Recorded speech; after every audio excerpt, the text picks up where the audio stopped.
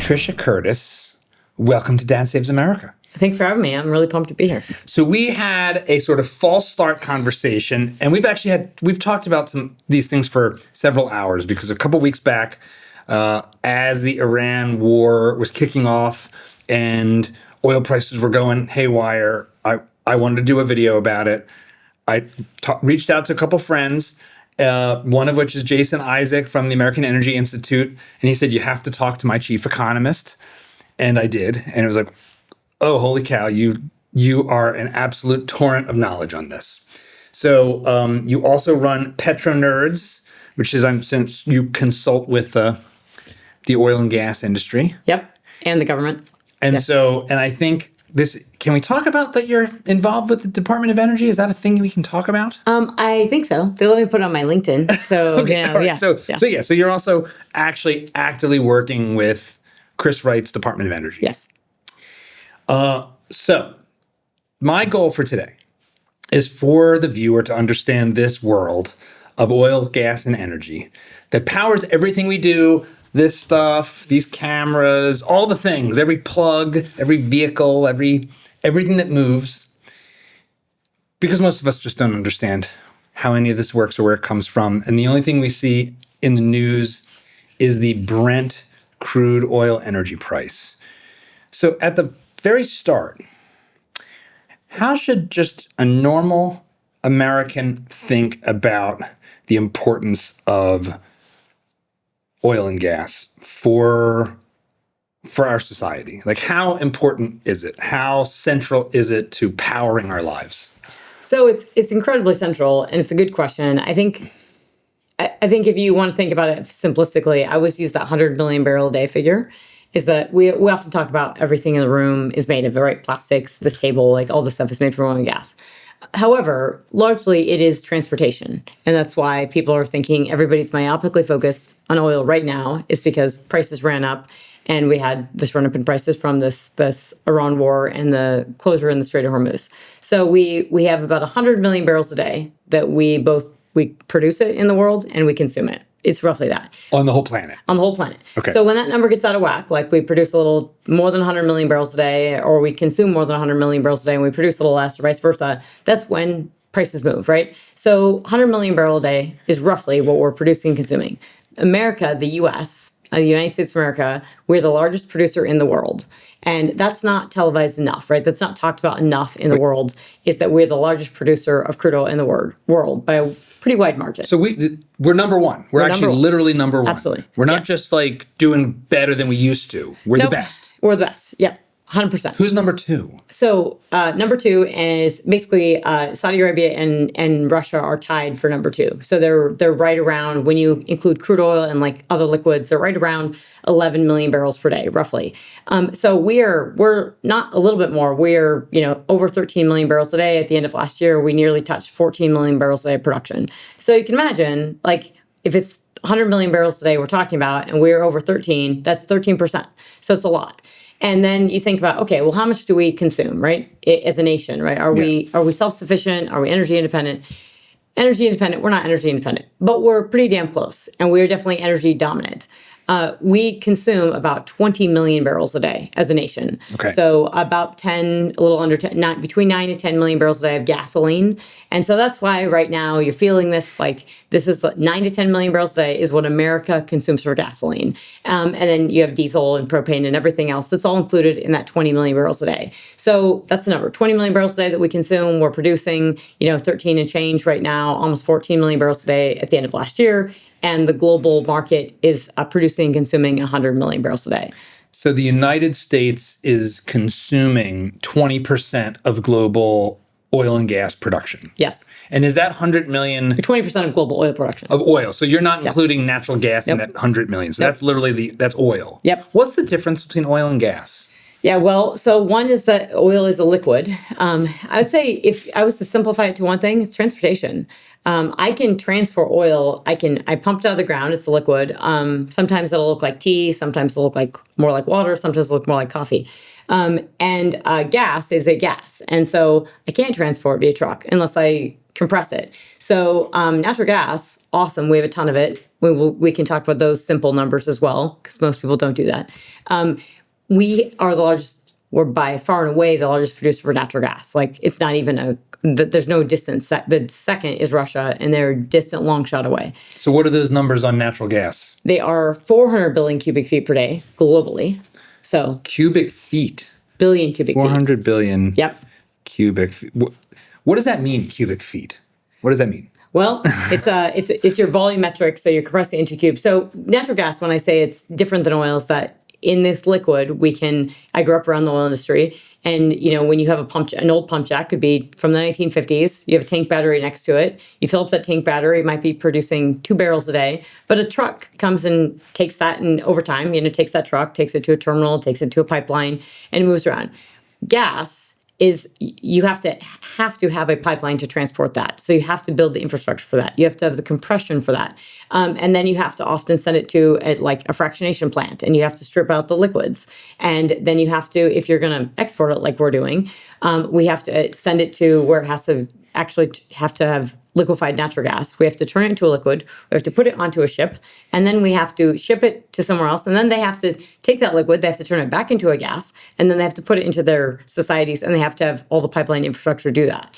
So it's great, but it requires all this transportation infrastructure that oil doesn't need. That basically we produce oil, we transport it, we put it in a refinery, we're turning it into gasoline or diesel, and then we consume it. We can put it in a ship, in a tanker, we can put it on a truck, we can put it on a barge, put it in pipelines, and it's much more fungible. And that's partly why we're seeing this. Yes, we're the largest oil and gas producer in the world, but we see a price spike because it is a global commodity. And we feel like everyone else from a price standpoint, not from a supply standpoint. All right, I'll keep this quick. If you like what you're hearing and want to hear more, don't forget to hit that like button and subscribe to the channel so you won't miss our new content as it comes out every week. And now, back to the conversation. So you've got 400 billion cubic feet of natural gas being consumed and produced per year. Per day. Yep. How much of that is coming from the U.S.? So that's your global production and consumption, 400 BCF a day. And the chart looks like this, right? It's just like an upward trajectory for global consumption and production. We just kind of started going gangbusters around 2008 when prices were really ripping. And that's when everybody started poking around with shale gas and realizing, hey, prices are high, we can frack for this. And we can talk a little bit about Alan Greenspan saying we needed to import. But we produce gross withdrawals at December of 2025. We were producing 136 billion cubic feet per day.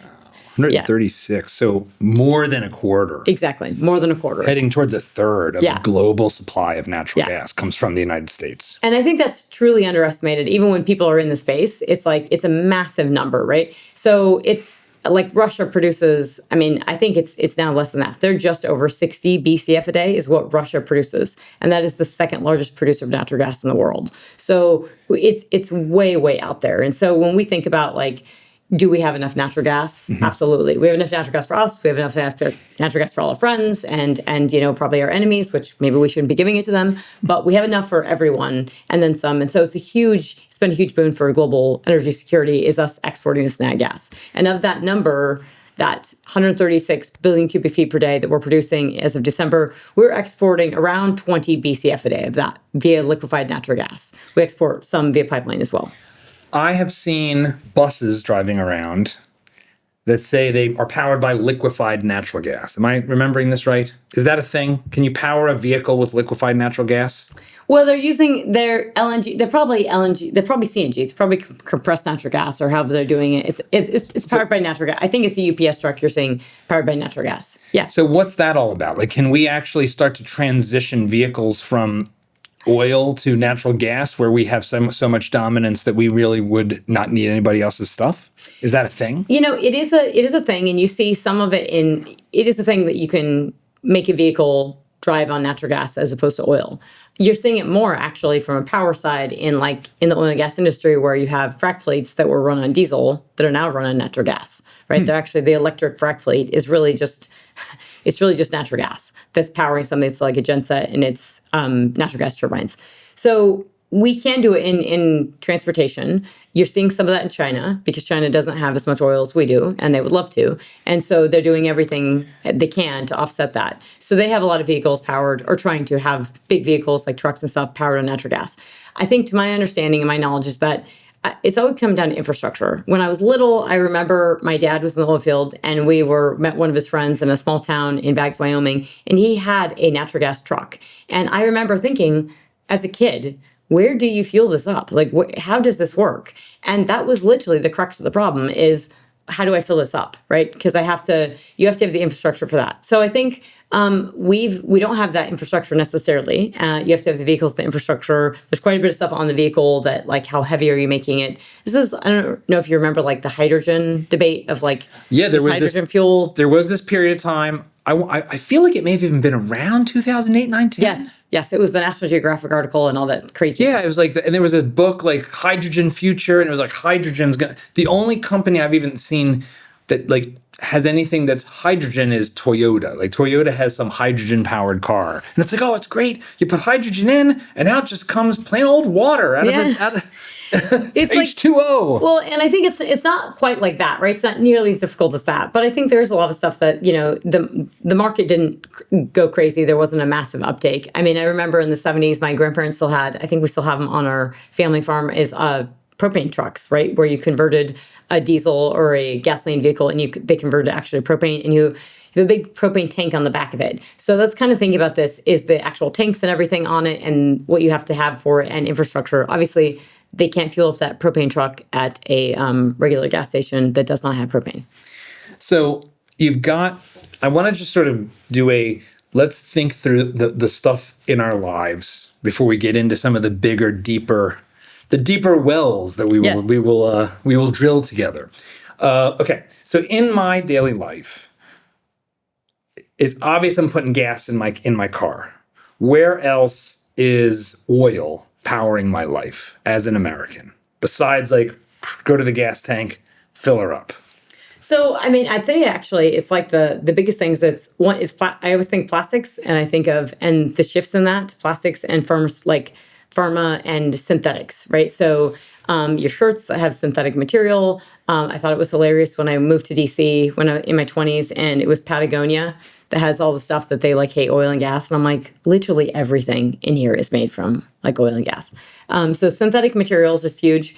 And then so Patagonia, Super Green, Pacific Northwest Company, all their products are literally just oil. You're wearing oil products. Yes, absolutely. Like your swarming cozy Patagonia is oil. Yep. Same as North Face, which that was the thing that Chris Wright made a big stink about. So all the synthetic material, and increasingly we would make a lot of plastics from oil. And now that we have natural gas, you can make it from natural gas as well. So think plastics, that's great because we have so much of it. So all the stuff, when you go to your car seat for your baby, that plastic thing, your seat belts. Yep.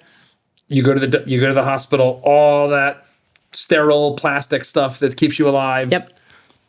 All oil and gas. Yeah. And then lubricants, I mean, oils, like everything. I mean, and I say we most widely think about it for transportation because in most countries in the developed world and even developing, it's kind of like 30% of your primary energy consumption, or like literally it's 1/3 of your primary energy consumption is typically oil, which is typically going to transportation and road fuels, which is what's kind of running your society, right? We're buying stuff from Amazon, we're shipping it to our house, so we're putting stuff on trains, we're running those in diesel. So that's primarily, but yes, it's in everything. Like if you try to strip it out, people think of like plastic straws.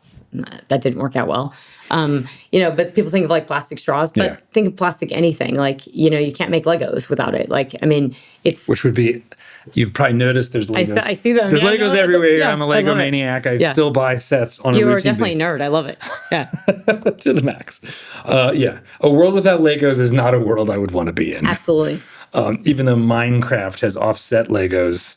In fact, for a lot of young people, and in a way, one of the things that's been interesting in the broader energy discussion that gets overlooked, with the exception of the occasional book by someone that's sane, is that we've actually been, as I understand it, functionally dematerializing our economy. Like, Minecraft isn't plastic Legos. Now it is using energy for the computers, but this thing used to fill an entire warehouse full of computing. Now it's just a single pane of glass and some aluminum.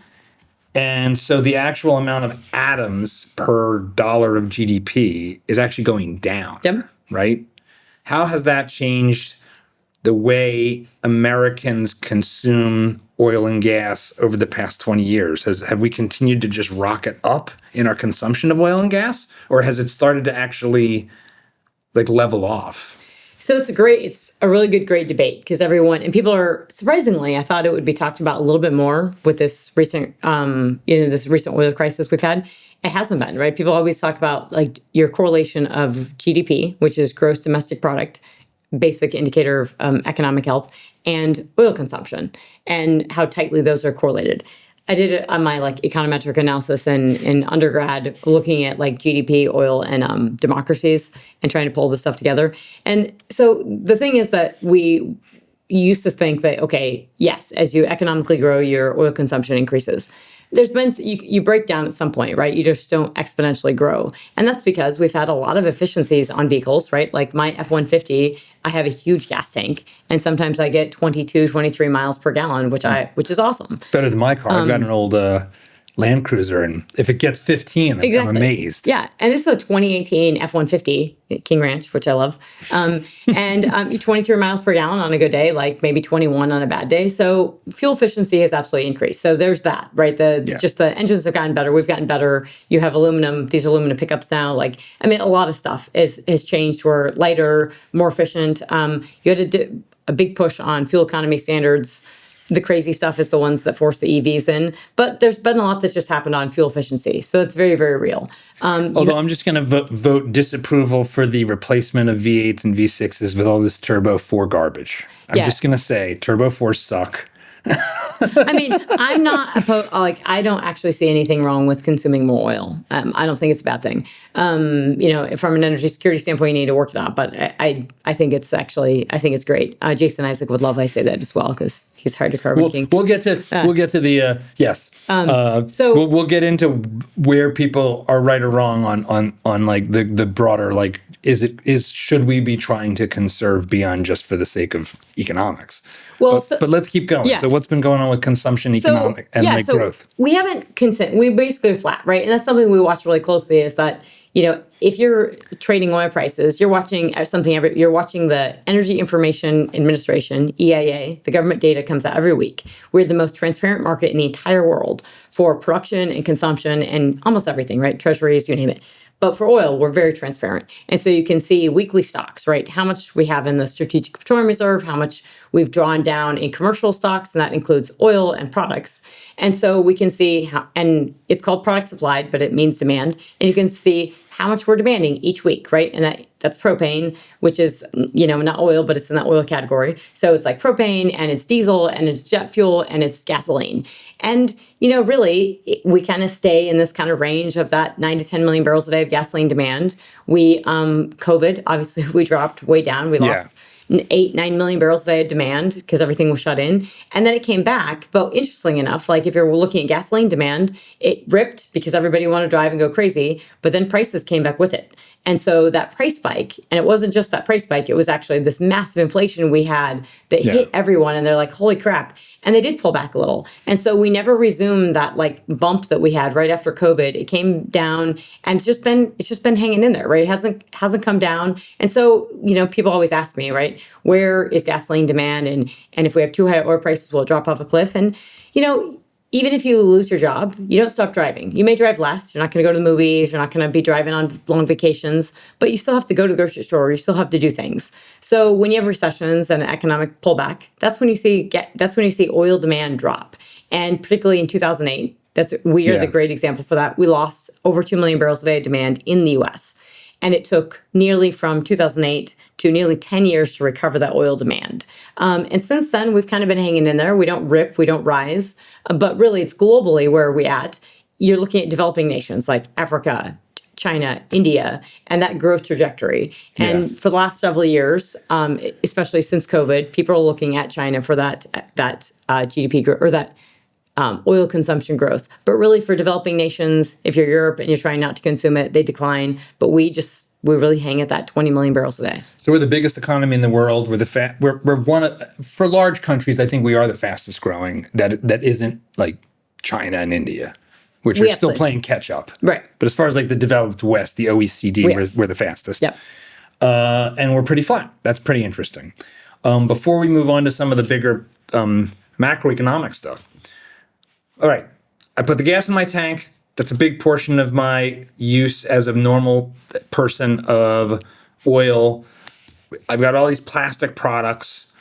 I guess there's also like diesel and jet fuel, right? So that's that's flying in the air, but it's also talk about the role of diesel. This has been in the news because those prices moved slightly differently, it seemed like. Yep. Okay. So you're asking about the of the breakout of diesel and jet fuel.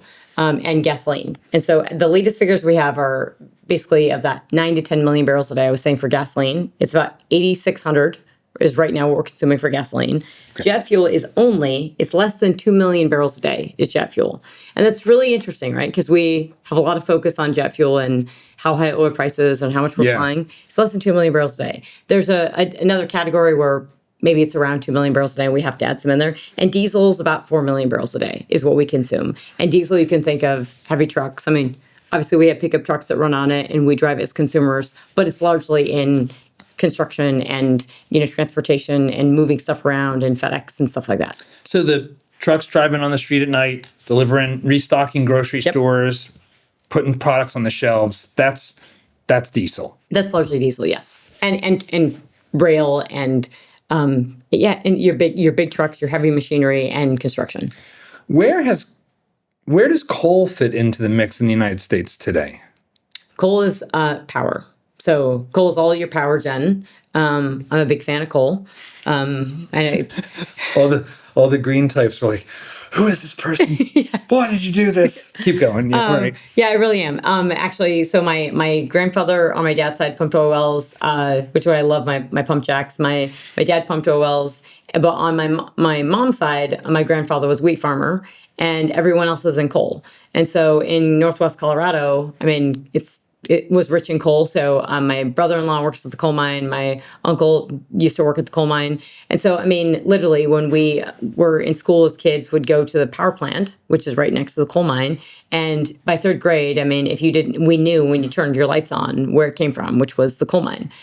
So it is power generation, and it's declined massively in the last several years. Like as we've added natural gas and produced so much natural gas, we've pulled it into the electricity pool for power generation. And so coal is essentially this small contingent. In like states like Colorado, it's still actually over 30% of your power generation. Or like maybe Kentucky and Pennsylvania, perhaps? Yeah, absolutely. So it's still a good chunk of it. The percentage off the top of my head, I know that the chart is declining. So I'd say it's still 20 to 30% of our grid is coal.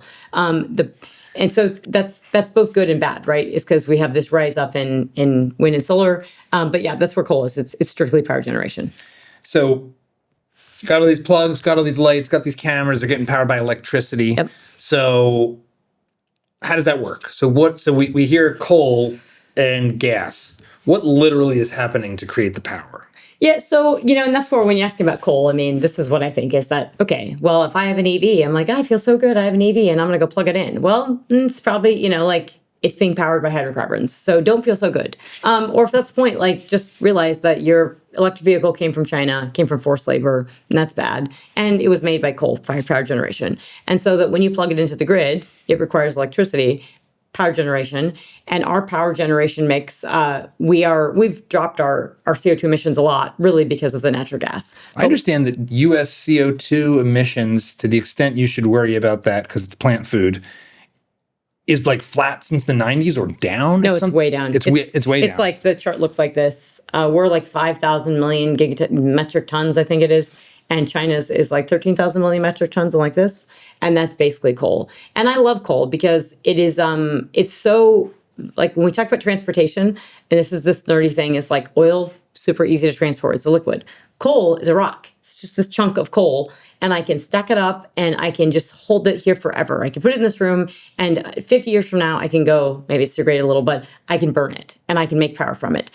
And if you have to think about like that's super awesome because I can put it in a truck, I can put it on a barge, I can put it in rail, I can move it very easily. I don't need sophisticated transportation like natural gas. That's more costly. It's not going to spill. No, it's not going to spill. It can get snowed on. Like it's just really fungible, and so that's why China loves it. And they have a lot of it. But basically, you're taking that, and just like natural gas, you're turning it into you're using you're making electricity from the steam that you're using from either coal or natural gas, depending on which system you're using, and then you're turning this into power, which is then obviously we're plugging in and we're getting power generation from it. So let me just check my former fan of popular mechanics level of understanding of this, which is you burn a thing that will burn hot.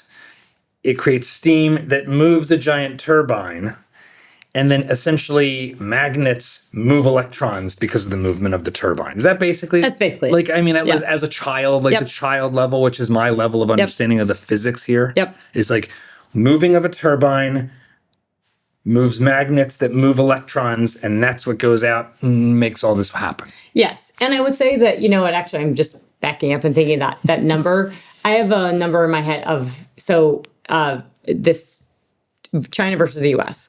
And we think about how much coal, and it's important because we don't use that much of it. We've lost so much in power generation for coal-fired power generation. So of our 4,500 terawatt hours, that's roughly what our grid is, 4,500 terawatt hours. China has double the power generation. They have over 10,000 terawatt hours. We have I want to say it's around 700 of those 4,500 is coal, right? It's a fraction. It's a really, really small number. Most of it's natural gas from power gen. Whereas China's, they're over 10,000 terawatt hours, 60% or 5,800 terawatt hours are from coal. They have more coal-fired power generation than any nation in the world has power generation. Wow, I've never heard those numbers. That's unbelievable. I mean, it makes sense. They're a gigantic country with, whatever it is. It would be at least 4x, 5x the population of America. Right. Not all living as well as we do, but that gap is starting to close. Right. Wow, so they're more than double. Mm-hmm. And then it's 60% coal. Yep. So they have a lot of coal. So one of the things you've talked about here repeatedly is just the physical aspect of this. Yep. So natural gas is literally a gas, like we breathe, like CO2 itself. The other thing about natural gas is it's highly explosive, right?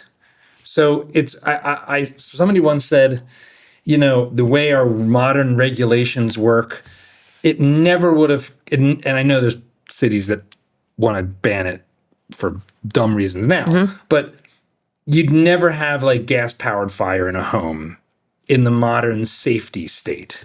We pump in this volatile gas that's actually doesn't have a scent unless you add a scent to it, and then light it on fire and flames come out, and it's an explosive element. It's quite volatile, right? How should I think about the safety of natural gas? We've been doing this for a long time. Yeah, so for sure. We haven't burned the society to the ground, obviously. But and so you have to do it right. But I mean, we've honed in on this, right? We've got this down. And you can think about how awesome it is because it's powering my furnace, right?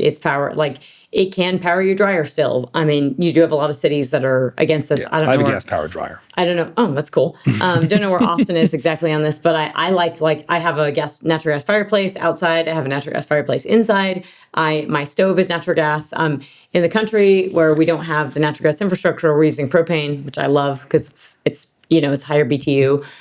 So it's a little it's richer. It's much better for fireplace outside. But we've dialed this in really, really well. And from a cooking fuel, getting propane to other countries, because we can put it in these little canisters and we can really walk around with it and hand it to someone and change their lives. That's pretty awesome. From the infrastructure standpoint, we've been doing this if you pull up a map of natural gas pipelines across the U.S., it's the entire country, right? So we I won't cuss. When we, complain about this on the East Coast, or they complain about this if they won't build a pipeline, it's like the whole country is there's natural gas pipelines everywhere. They're just not willing to build a new one to take in more natural gas now. But yeah, absolutely, I think this is not a, can you have issues with it? 100%. We had one. It wasn't natural gas, but it was, the Firestone explosion in Colorado that happened several years ago in 2017. But I mean, the accidents still happen. You have natural gas explosions, but it's pretty rare. So this transportation component of all of this doesn't get talked about very, very often. Just the sense of that, like what you have in these substances is stored energy. Yep. Right? So coal, you've got this thing, it's sitting there. It is energy waiting to be unlocked when you burn it. Same thing with a barrel of oil. So moving that energy around becomes a question of, how much energy is in that barrel or in that rock? I was talking to a guy that worked at, is it Sandia Labs or something like that? I'm misremembering the name. It's like it's a big one of these big companies, like big contractor industrial companies. And he said one of the things that's so difficult about the notion of transitioning to electric vehicles is the amount of energy that has to pass through that charging wire to get into the car if the battery could suck it in as fast as a gas tank can suck in gasoline would fry the grid. Because it's like, well, what are you doing when you plug in your electric car? You are moving the electrons into the battery and storing them in a chemical process that the battery does. You're pouring gasoline into a gas tank. It's different mechanisms, but it's a question of how much energy travels how quickly and how do you do it. So how do you understand the problem there? Because it seems like there's like a fundamental physics problem with electrifying the entire country with vehicles and all the rest. There's a fundamental problem of, I think there's a why problem, is that we have to ask ourselves why we're trying to electrify in the first place. But I like, the reason I focus so much on the transport thing is because I think it simplifies why coal is, why China likes it, why it's energy secure, why we do have to think about this when we think about we need permit reforms in the US so we can build power plants, so we can move things. Like, you can't build a solar farm, you have to connect all this stuff, right? And the thing about coal is that, and natural gas is that, okay, we think about the simple ways to transport it. It really comes down to its energy density, its BTU content. How much energy does it have? And coal often, there's some coal that varies in its BTU content. But when we think about these natural gas and oil, they're very energy dense fuels, right? So that's why they're so hard to replace, is that, we can go for wind and solar, but it doesn't have the same energy density. And it's hard to compare that because you can't do levelized cost of energy with wind and solar versus coal or natural gas because it's not the same. But what does that mean with levelized? What does that mean? It's a horrible metric that I feel bad for even saying it because people try to do it, a levelized cost of energy. And it's when you're comparing the cost of electricity, really, and you're looking at, you can compare natural gas and coal. And it works because they're both dispatchable forms of energy. And you're thinking about how can I get it to people? How can I dispatch it? And that's why coal is very dispatchable. Nuclear is dispatchable. Natural gas is dispatchable. Wind and solar are not. You need a lot of help me understand real quick. Dispatchable. What does that mean? Means I can get it from the power plant to this light bulb. Whenever it needs to be. Yes, the speed and reliability and dispatchability. And it's getting hot. It went from 53 degrees yesterday to 85 degrees today, and everybody in Texas turned on their air conditioner. So suddenly there's this giant demand. Do I have the energy to dispatch to these people? Yeah. And you need more typically for wind and solar. You actually have you lose all this power, right? You lose all think about it. What runs on the sun? Plants. Well, plants don't really move. I mean, it's, so we're trying to do something that doesn't really make sense, right? We're taking solar, we're trying to pull it, and then we're trying to put in this light bulb. So we're losing some power as we're pulling this in, but we have to build a lot of transmission to actually move that. And that's tricky. So I think Vaclav Smil, who's a famed energy historian on this stuff, he has this, he uses power density, and I don't know the exact, that there's a formula he uses, but essentially he uses the power density of wind versus natural gas, it's 1,000 to 1. So it's natural gas is 1,000 times more power dense than wind, and so it's just a way to think about it. Is he's kind of normalizing for this levelized cost of energy and energy density. But I think when you think of why we today, if you're confused about why we're still consuming 100 million barrels a day oil, it is because it's extremely energy dense, and it's because we can transport it and we can consume it and we can burn it, and it's very fungible. And the same thing with coal, of why we are consuming more coal now than at any point in world history ever. It's like on planet Earth. On planet Earth, right? Yes. Who knows what they're doing in other places, but not so much in the U.S., but in the aggregate. Exactly, in the aggregate, and that's important because a lot of times when it comes to energy, we did this in World War II. We self-project, right? We say, okay, this is what we are doing, and so clearly the other nation is doing this too. Not true. You need to understand a nation, you need to understand their energy. If you want to understand their economy, you want to understand their war machine, everything, you have to understand energy. I mean, Russia is doing quite well. Like, their economy is doing quite well. Who has paid attention to Russia's fuel consumption as of late? Their natural gas consumption is up. Their oil consumption is up. They are fueling their wartime machine with their own energy production, and it's helping fuel their economy as well. It's helping offset all these sanctions and the decline. They're actually doing, and I'm not defending Russia by any means, just saying that if you're not paying attention to that, you're missing the big picture. I mean, I always come back to the fact that calories, which we all understand as people that eat, is a measure of energy. That's what a calorie is. It's a measure of energy. So we sort of intuitively understand, and we use this term that we don't think of this way, which is like, how many calories do you need per day? And how many calories people are eating in a society per day is like this very rough metric of like how well the society's doing. I mean, historically, right. Like today, now it's like actually we're eating too much. But if you look at just across the world, there's a lot of places that are not getting enough calories, especially current or former communist countries like Venezuela, where they're eating their dogs because they don't get enough calories. Right.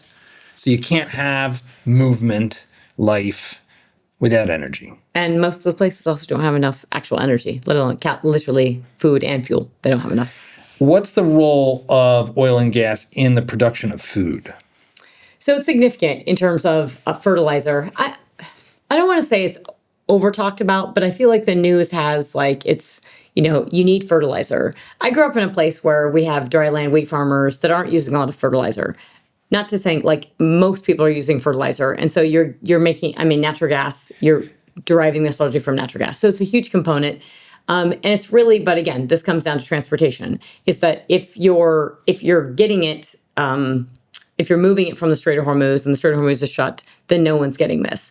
It's typically not an issue the war in Ukraine breaks out and we start worrying about fertilizer, but it was actually not just fertilizer, it was that was a grain belt, right? Ukraine produces a lot of wheat. And so we get a little confused where we have an energy situation. Russia's a large oil producer. Oil prices rose, but we didn't actually have an oil supply shock. And then we start talking about fertilizer. And so I don't want to underestimate, or simplify or say we don't need it. But it's more that if you don't have access to it and then you're planting, are you going to have worse crop yields? And then we're going to have a food issue. I would say it has been, the hyperbole on the stock market has been unbelievable. And this myopic focus is we're all going to die because the Strait of Hormuz is closed and we don't have enough fertilizer. We definitely need it opened and we need that fertilizer. But this is not, a month of this is not going to, I think we will survive this, is what I'm saying.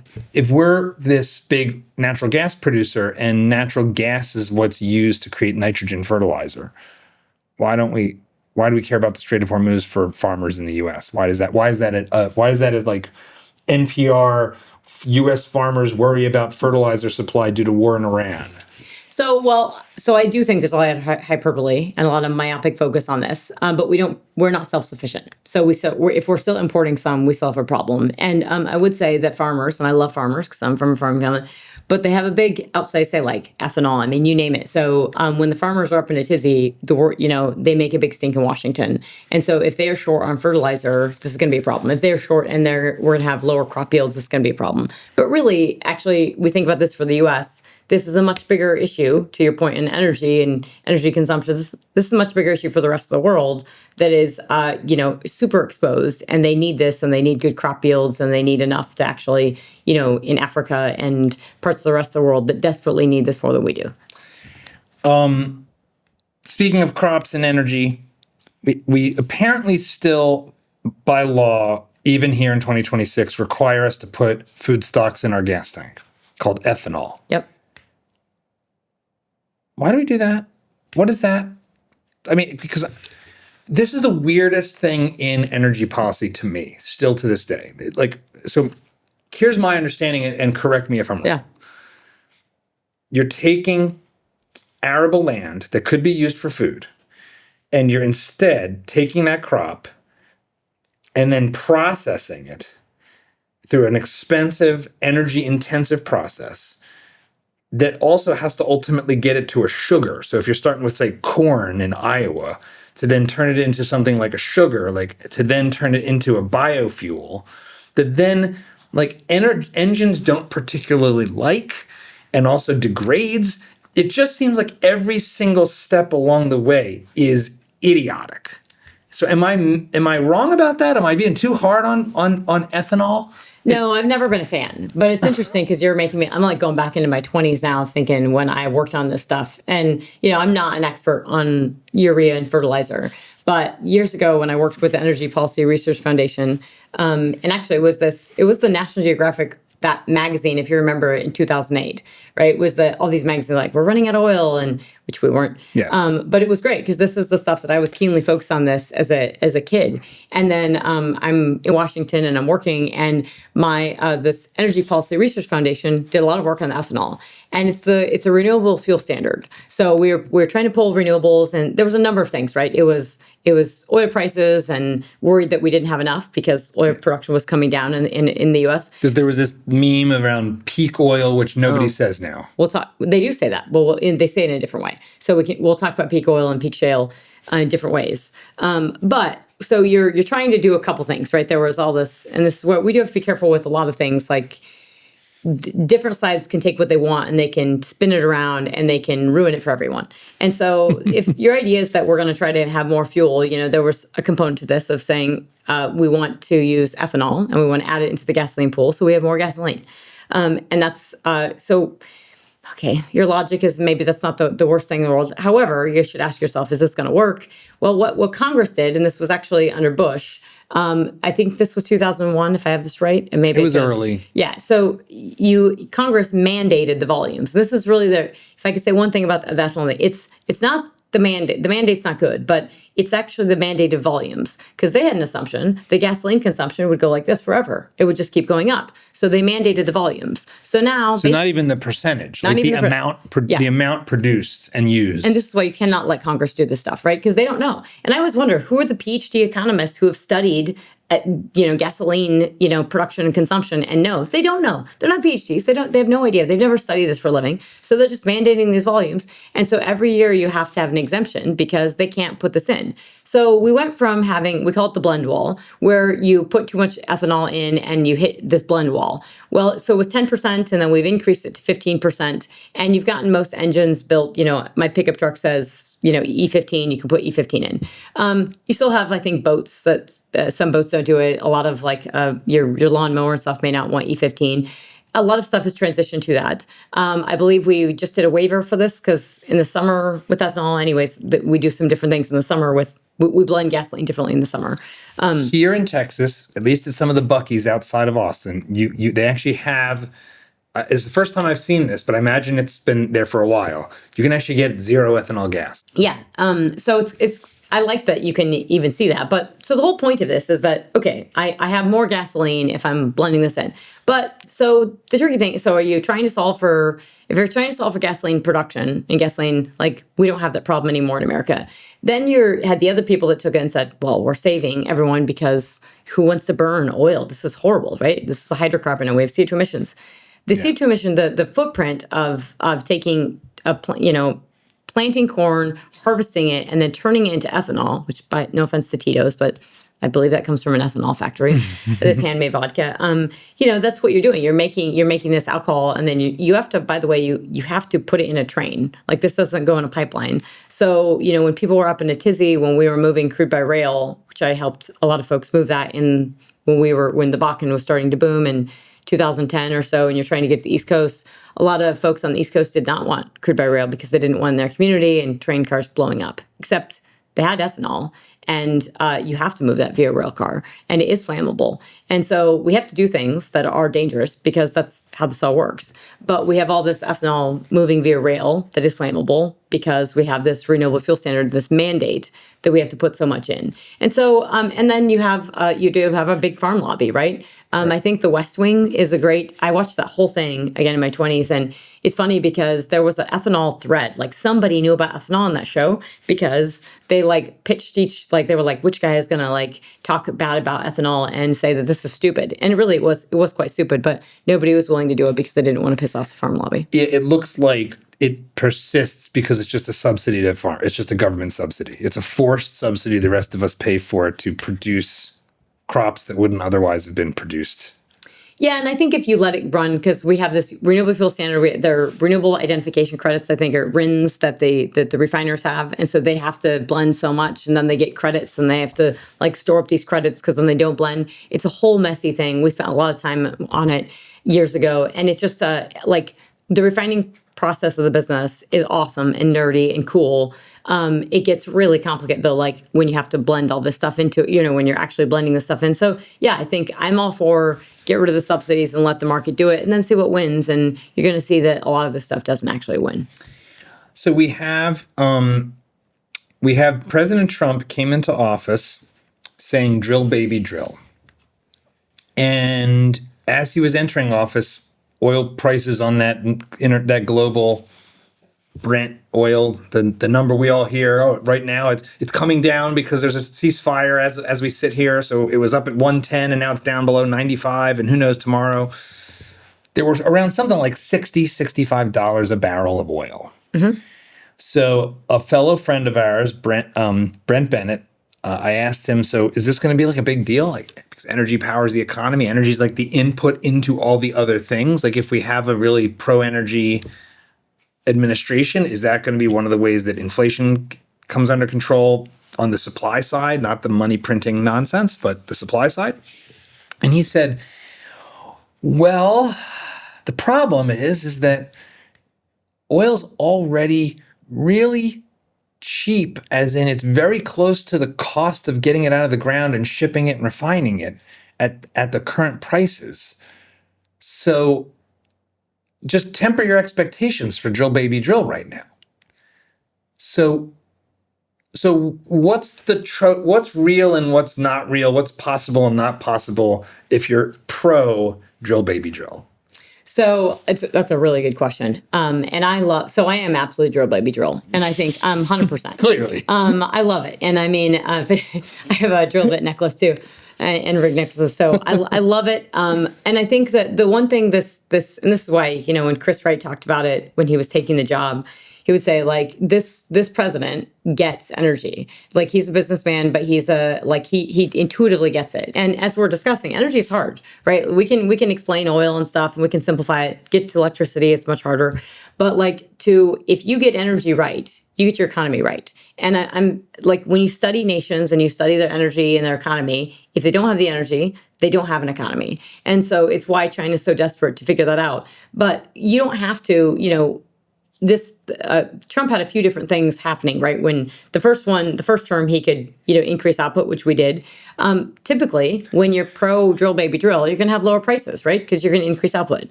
When Democrats are in office, when you had Biden, you had higher oil prices.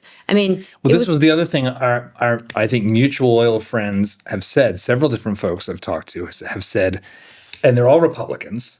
They're like, here's the thing no one understands about oil men and women and politics.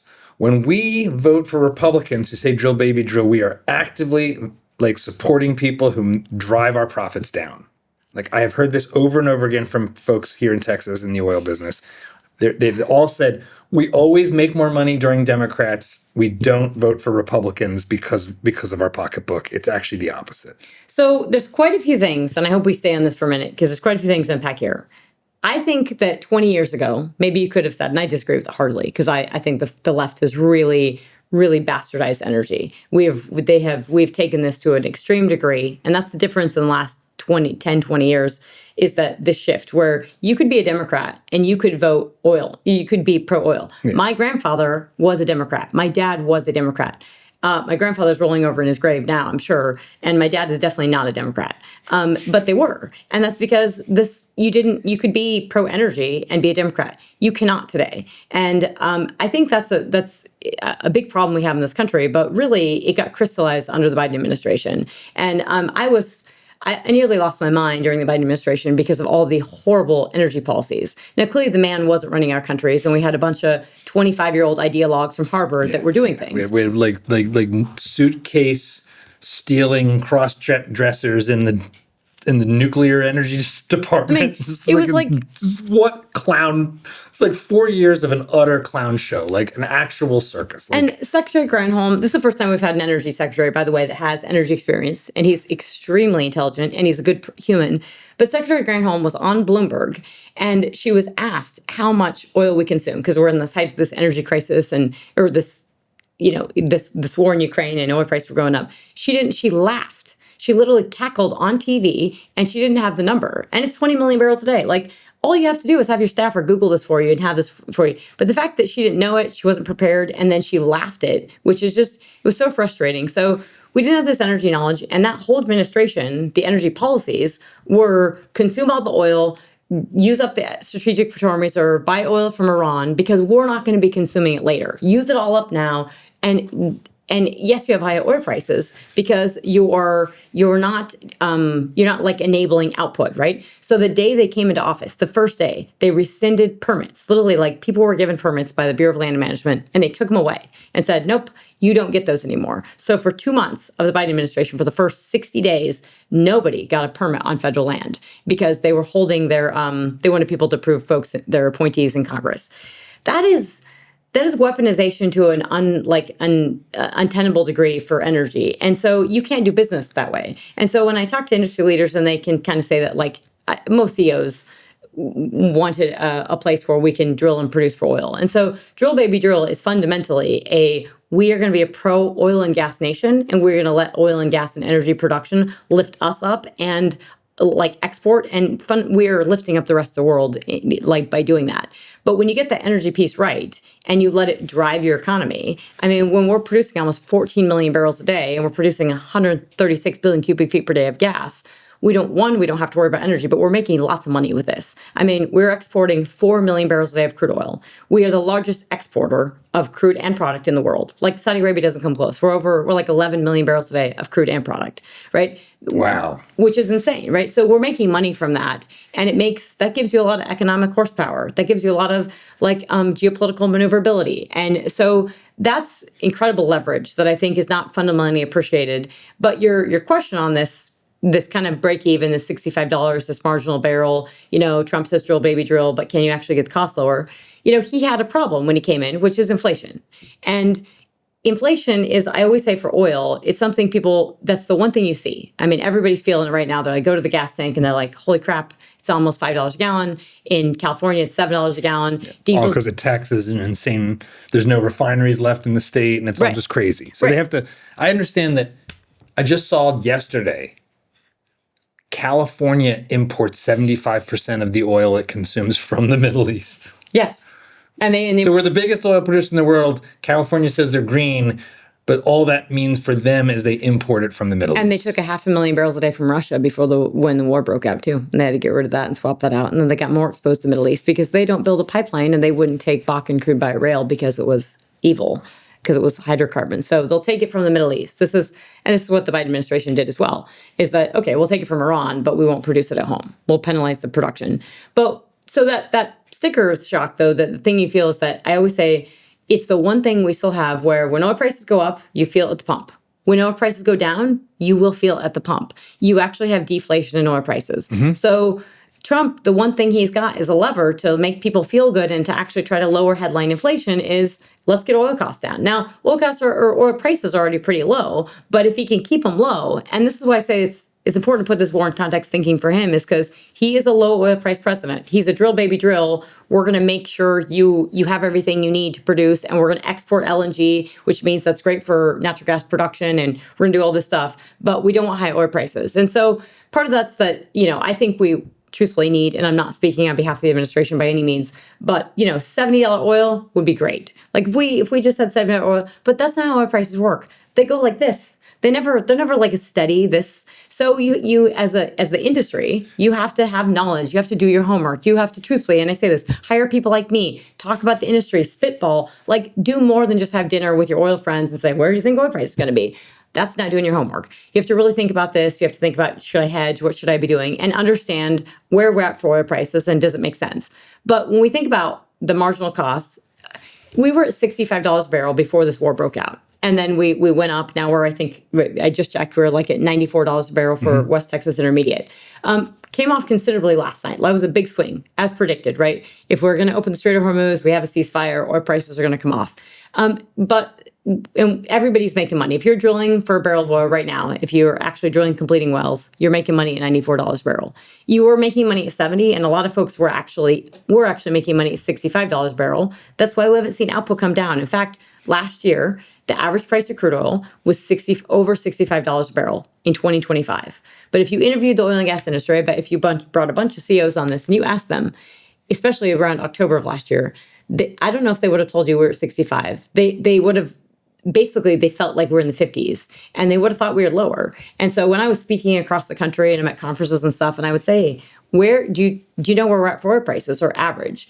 And they didn't realize we were at 65, right? It felt worse. And so why would it feel, why would the boots on the ground producing this product, selling it, feel something different than this number we all see that's the globally traded commodity price? It feels different because they had, like the rest of the world, they felt inflation. And so $65 oil in 2025 was different than $65 oil in 2020 because we had incredible inflation. So you're paying your people more because prices have gone up for everything and demand, and you're competing on everything. Right.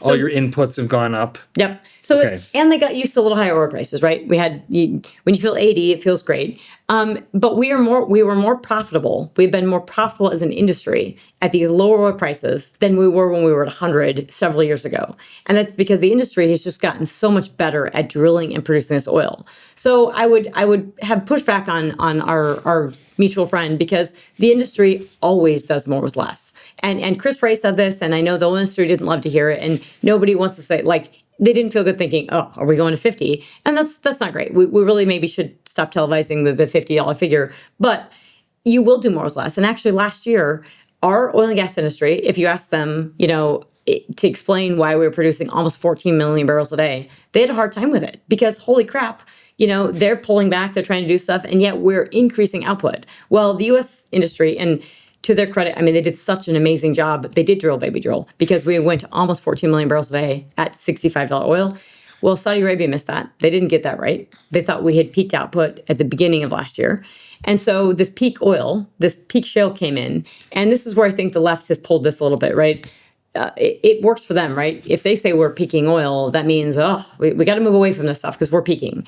And then, everybody, we can take that. And so I think we have to be careful as the oil and gas industry to say we're peaking because I don't think we are. But we are very, very good about doing more with less. So if you keep oil price 65, the industry will figure out a way to work around that. It won't be amazing. It's not like they're going to love it. They're simply not going to be happy with you, but they're going to make it work. And that's actually what they did. Now, if you take that to 55 or 50 and you hold it there for a year, it's going to look different. They're going to be grumpy. You're not going to go to 10 million barrels a day. You're not going to decline output rapidly. It takes a lot to do that. So it's a much more resilient industry than I think people appreciate. And we're really, really good at it here in the U.S. What is fracking?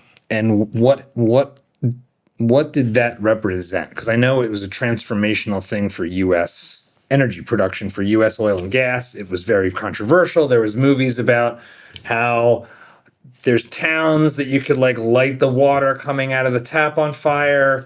They didn't advertise that you could do that before fracking because that was a geological effect. No, it's the movies. Yeah. You can just lie. But what is it? What's fracking? why what has it meant to the U.S. oil and gas production and energy independence? So it's game changed. So it's game changed U.S. energy dominance and independence and security and global actually energy security. We no longer have the stranglehold on the natural gas producers like Russia because of our natural gas. Like we're checking it by every extra molecule we put on the water. But fracking, simplistically, just to simplify this, it was the combination of horizontal drilling and hydraulic fracturing that together made us be able to get this out of the rock. Because if you were hanging out in North Dakota, or you get these old books, you can get these, it's a geological document from Lee Price from the 1970s that talks about the billions of barrels of oil that are in the Bakken. Like, they knew they had this in the 70s. We knew the oil was down there. We just didn't know what's the most could we economically extract it. I have books from the 1990s that were horizontally drilling the Bakken. Well, that didn't do anything if they couldn't crack it, right? Couldn't frack it. So you're drilling down and then going sideways and drilling horizontally, just drilling sideways. So there's something over here that you couldn't get to directly. Why can't you just go to it? Why do you got to go this way? Why can't you just go over top of it and go down? So we are doing that, so this started in with gas, right? With if we didn't have the gas price spike and we didn't have Alan Greenspan, our chairman of the Federal Reserve getting on TV and saying we're going to have to import liquefied natural gas, we didn't have the price spike, we wouldn't have the fracking today, right? That's what drove it. It was the price spike in gas. You had the Barnett Shale, and you had everyone going out and drilling this gas. Gas is a smaller molecule and it's easy to produce.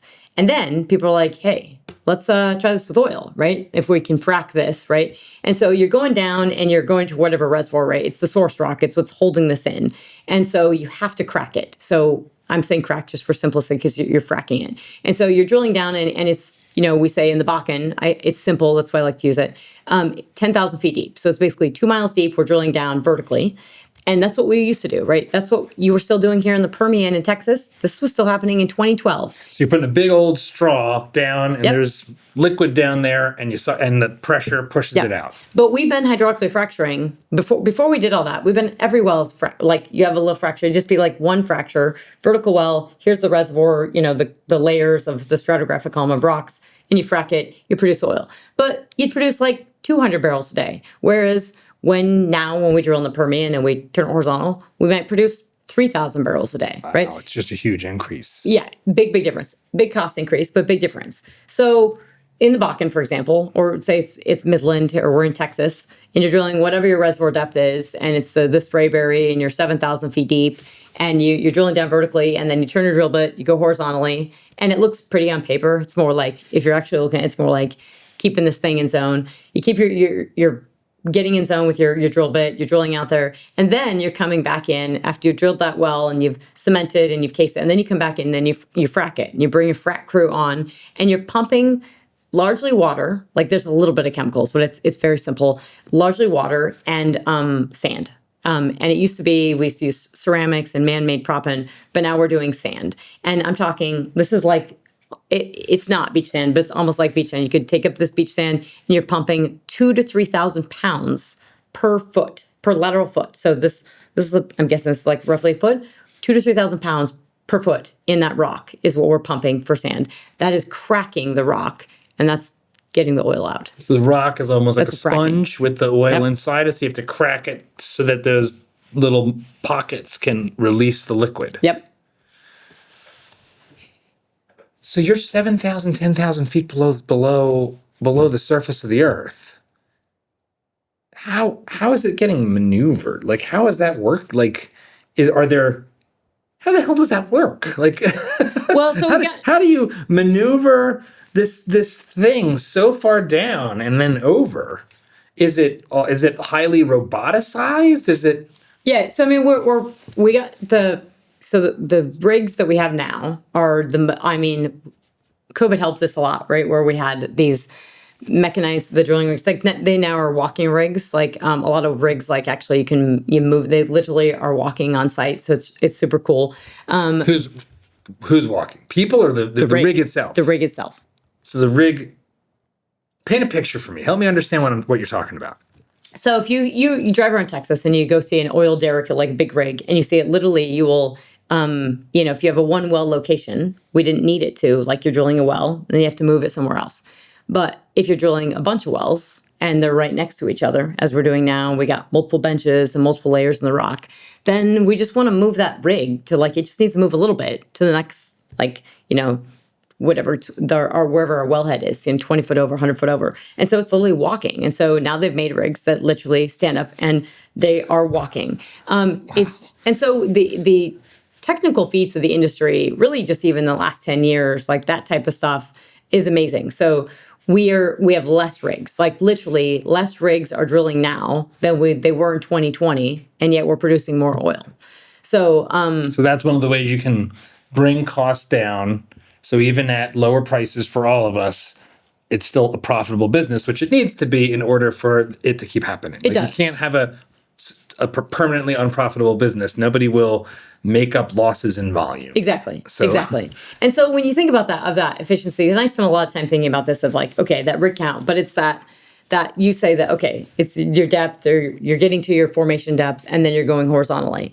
That piece too is that the horizontal length, think about here, right here, we're sitting here, say if we had a rig right here, would be going out 3 miles from going 2 miles deep and going out 3 miles from here. So thinking about 3 miles or even 4 miles, and sometimes 5 miles away, 2 miles into the ground, we're producing oil or gas from all the way over there.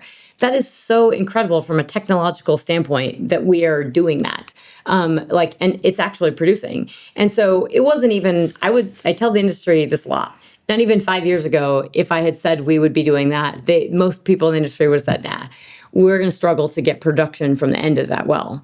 And we did it anyway, right? Because prices were low and because everything was pressuring, and they were like, okay, well, how much money can I save if I'm not drilling another well? If I just do a longer lateral, I'm saving all this. I have all these above ground efficiencies. I'm not permitting another well, all kinds of stuff. And so started working, right? And then you do it. And I would absolutely bet a lot of money that 5 years from now, if we sit down and have this conversation, maybe even 2 years from now, we will be producing more from the toe or that end of that well, that 5 miles out or 6 miles or whatever it's going to be, than we are today, because we will understand that rock better. We will just execute better on that frack.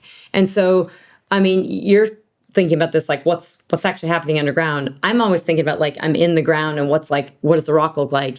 And we know so little, right? So the more we understand about that rock and what's actually happening and where we're getting the production and where it's coming from, just a little bit better of knowledge allows you to understand. If you understand that rock better, you can drill in your zone better, and which means I understand the rock better. I'm in zone, which means if I frack it, I'm better in zone. And so everything gets just a little bit better.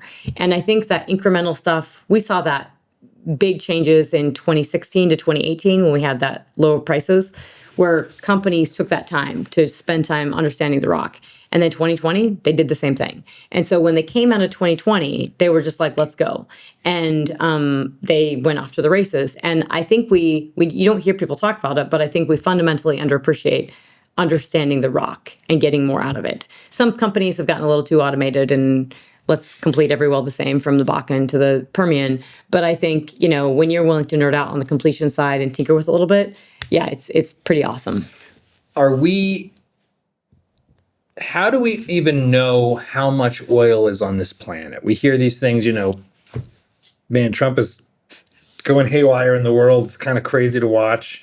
But, it was early this year that he executed this sort of extraction of Nicolas Maduro. January 3rd. Yep. And it's Happy New Year. We're doing this.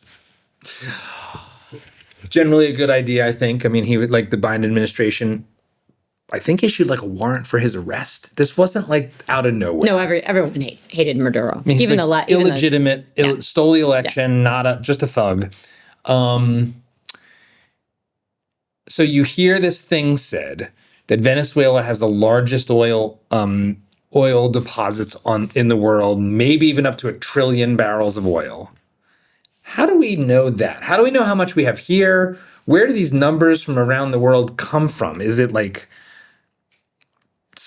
geological scanning things that let us see into the ground? Ultrasound, something? How do we know? Because it's you're drilling down miles, 10 miles, and then you're going in directions. How do you know? How do you know what's there? It's not like you can send a camera down and know anything. No. And if you knew that perfectly, then you would never drill a dry hole, which, in the US, we haven't drilled, we typically don't drill dry holes anymore. But if you've been around the oil and gas industry long enough, you did drill dry holes. So those are estimates. And I would say, I'll caveat a lot of this of like, typically those reserves are estimates. And I call them, I think they're it's like, and I'm not bullish on that Venezuela has a lot of oil. They absolutely do. So does Canada. So does the US. Like, we have more oil than we estimate. But it's economic estimates. And I used to tell people when I was in Bahrain or I was in Saudi Arabia or I was in Oxford, and this was like 2010s when oil's booming, and they would ask me, like, oh, how much do you have? And I'm like, you know what people in the oil and gas industry in the US are not doing? They're not sitting around talking about how much oil is in the ground. They're drilling it, and they're just getting it out and making money. We are not concerned about that because our recovery factor in the US is so low because we're cracking this tight rock. What does that mean, recovery factor? It's the percentage of oil that we think we've recovered, right? We know there's more oil in that rock and that like sponge. And so we're fracking it and we're getting less than 10% out. So if we were able to get more, we know there's more oil down there, right? High oil prices would help. Higher oil prices, say if you sustain at 90 or something, but lots of things, right? So they're estimates and usually based on economics. So it's not that I'm against, I think there's a lot of opportunity for Venezuela. Absolutely. They do have a lot of oil, but those estimates got thrown out. There was a lot of talk on like, oh, they have more oil than anyone in the world. Maybe, but like this is thick, goopy oil. It's viscous. And I don't know intimately. I do know the Canadian oil sands very well. It's so incredible because it's like the Canadian oil sand. It's this thick, heavy crude. And so your extraction process is different than if you're obviously what we're doing here in the US. But it's oil and gas. So the optimism is real, right? And you can be optimistic on that. But in terms of when you hear these estimates, they're just estimates. And the oil and gas industry, the thing I often hear is that, and I get this question a lot from executives, is how much spare capacity do we have, right? How much more oil could, say, Saudi Arabia produce if they wanted to turn the taps on? And it's amazing because I was just looking up the latest figures. Like, as of December, Saudi Arabia was producing almost 12 million barrels a day and of crude and liquids, right? That's a lot of damn crude oil. They had ramped up oil production last year, and everybody says, oh, they don't have the spare capacity, they can't do it. And I'm thinking, they already were doing it. Like, you just were asleep and not looking at the numbers. And so they have, they don't frack oil. Like, I mean, maybe little fracks, but like I say, when they stick a straw on the ground, they get oil out. Almost literally. Their break-even costs are under $10 a barrel to produce oil in Saudi Arabia, and very similarly in Russia in some cases. So it's very, very cheap. And so for us, we're talking about $65 oil, and are we making money? And so we have to work harder. We don't have as good of, reservoirs and everything, and it's easier over there. For Venezuela, you've got this thick, goopy oil. You're producing about 1 million barrels per day. I think at their height, they were producing around 3 million barrels per day. So then they nationalized it all, and then everybody that didn't want to live in a hellhole left, and now it's all a derelict mess, from what I understand. So that's what I say. When you get energy right, you get your economy right, you get everything right. But you have to have institutions and rule of law. And I would say if the London School of Economics taught me anything, it is that we spent a lot of institutions. You have to have the foundations that let this work. And that's why America, we can have crappier rock and we can do it better because we do have rule of law and we have institutions and we don't nationalize assets, and people have property rights and they can go do something and they can make a profit. If you can't do that, you can't get it right. And so the opportunity for Venezuela is if you get the contract structure right, this could be an amazing win for Venezuela and really an amazing win for Latin America. It would be huge. So I think the removal of Maduro, one of the many impressive feats. A lot of people, I'm actually a Trump supporter and like a lot of his policies. But I think we've actually seen, and we hear a lot of criticism of our military right now, but really from a military standpoint, the feats that this military has done is very impressive. That was such an effective seizure of Maduro.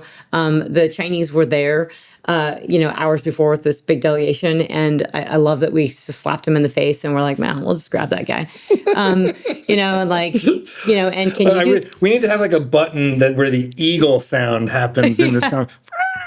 You know, America. So it's just kind of like, and no, we just like grabbed him, and you know, we didn't mess with anything. We just like grabbed him and took him in. Like now he'll have a trial like a few years from now or something. Like so he's gone, and that was very effective, and that was a really nice check to Russia and Saudi, or to Russia, sorry, not Saudi Arabia, to Russia and China to say, okay, you know, like you're in our backyard, we'll just show you that we can do that. So I think there was a multi-pronged thing, but from an oil standpoint, absolutely.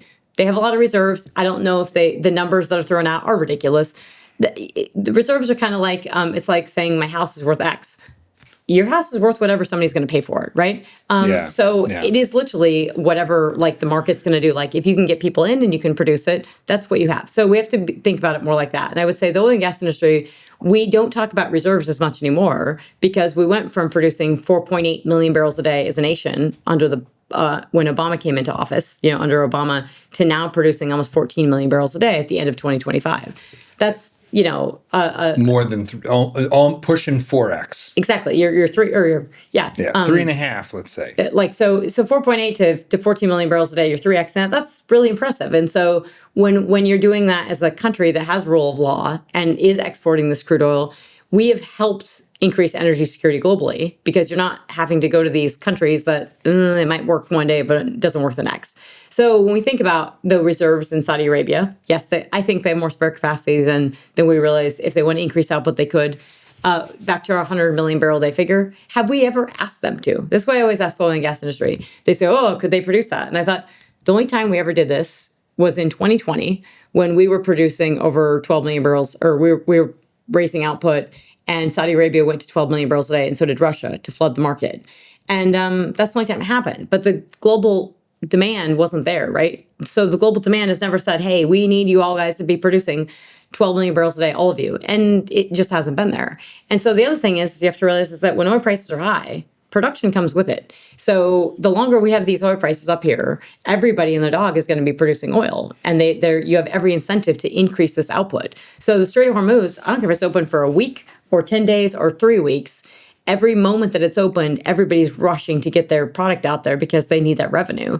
And so you will get the stuff coming out. And the same incentive for how we worked around the Strait of Hormuz is that I think that that analyst that I'm blinking on the equity firm or whatever that sent an analyst out there a few weeks ago and said that there were 15 ships moving a day versus a couple.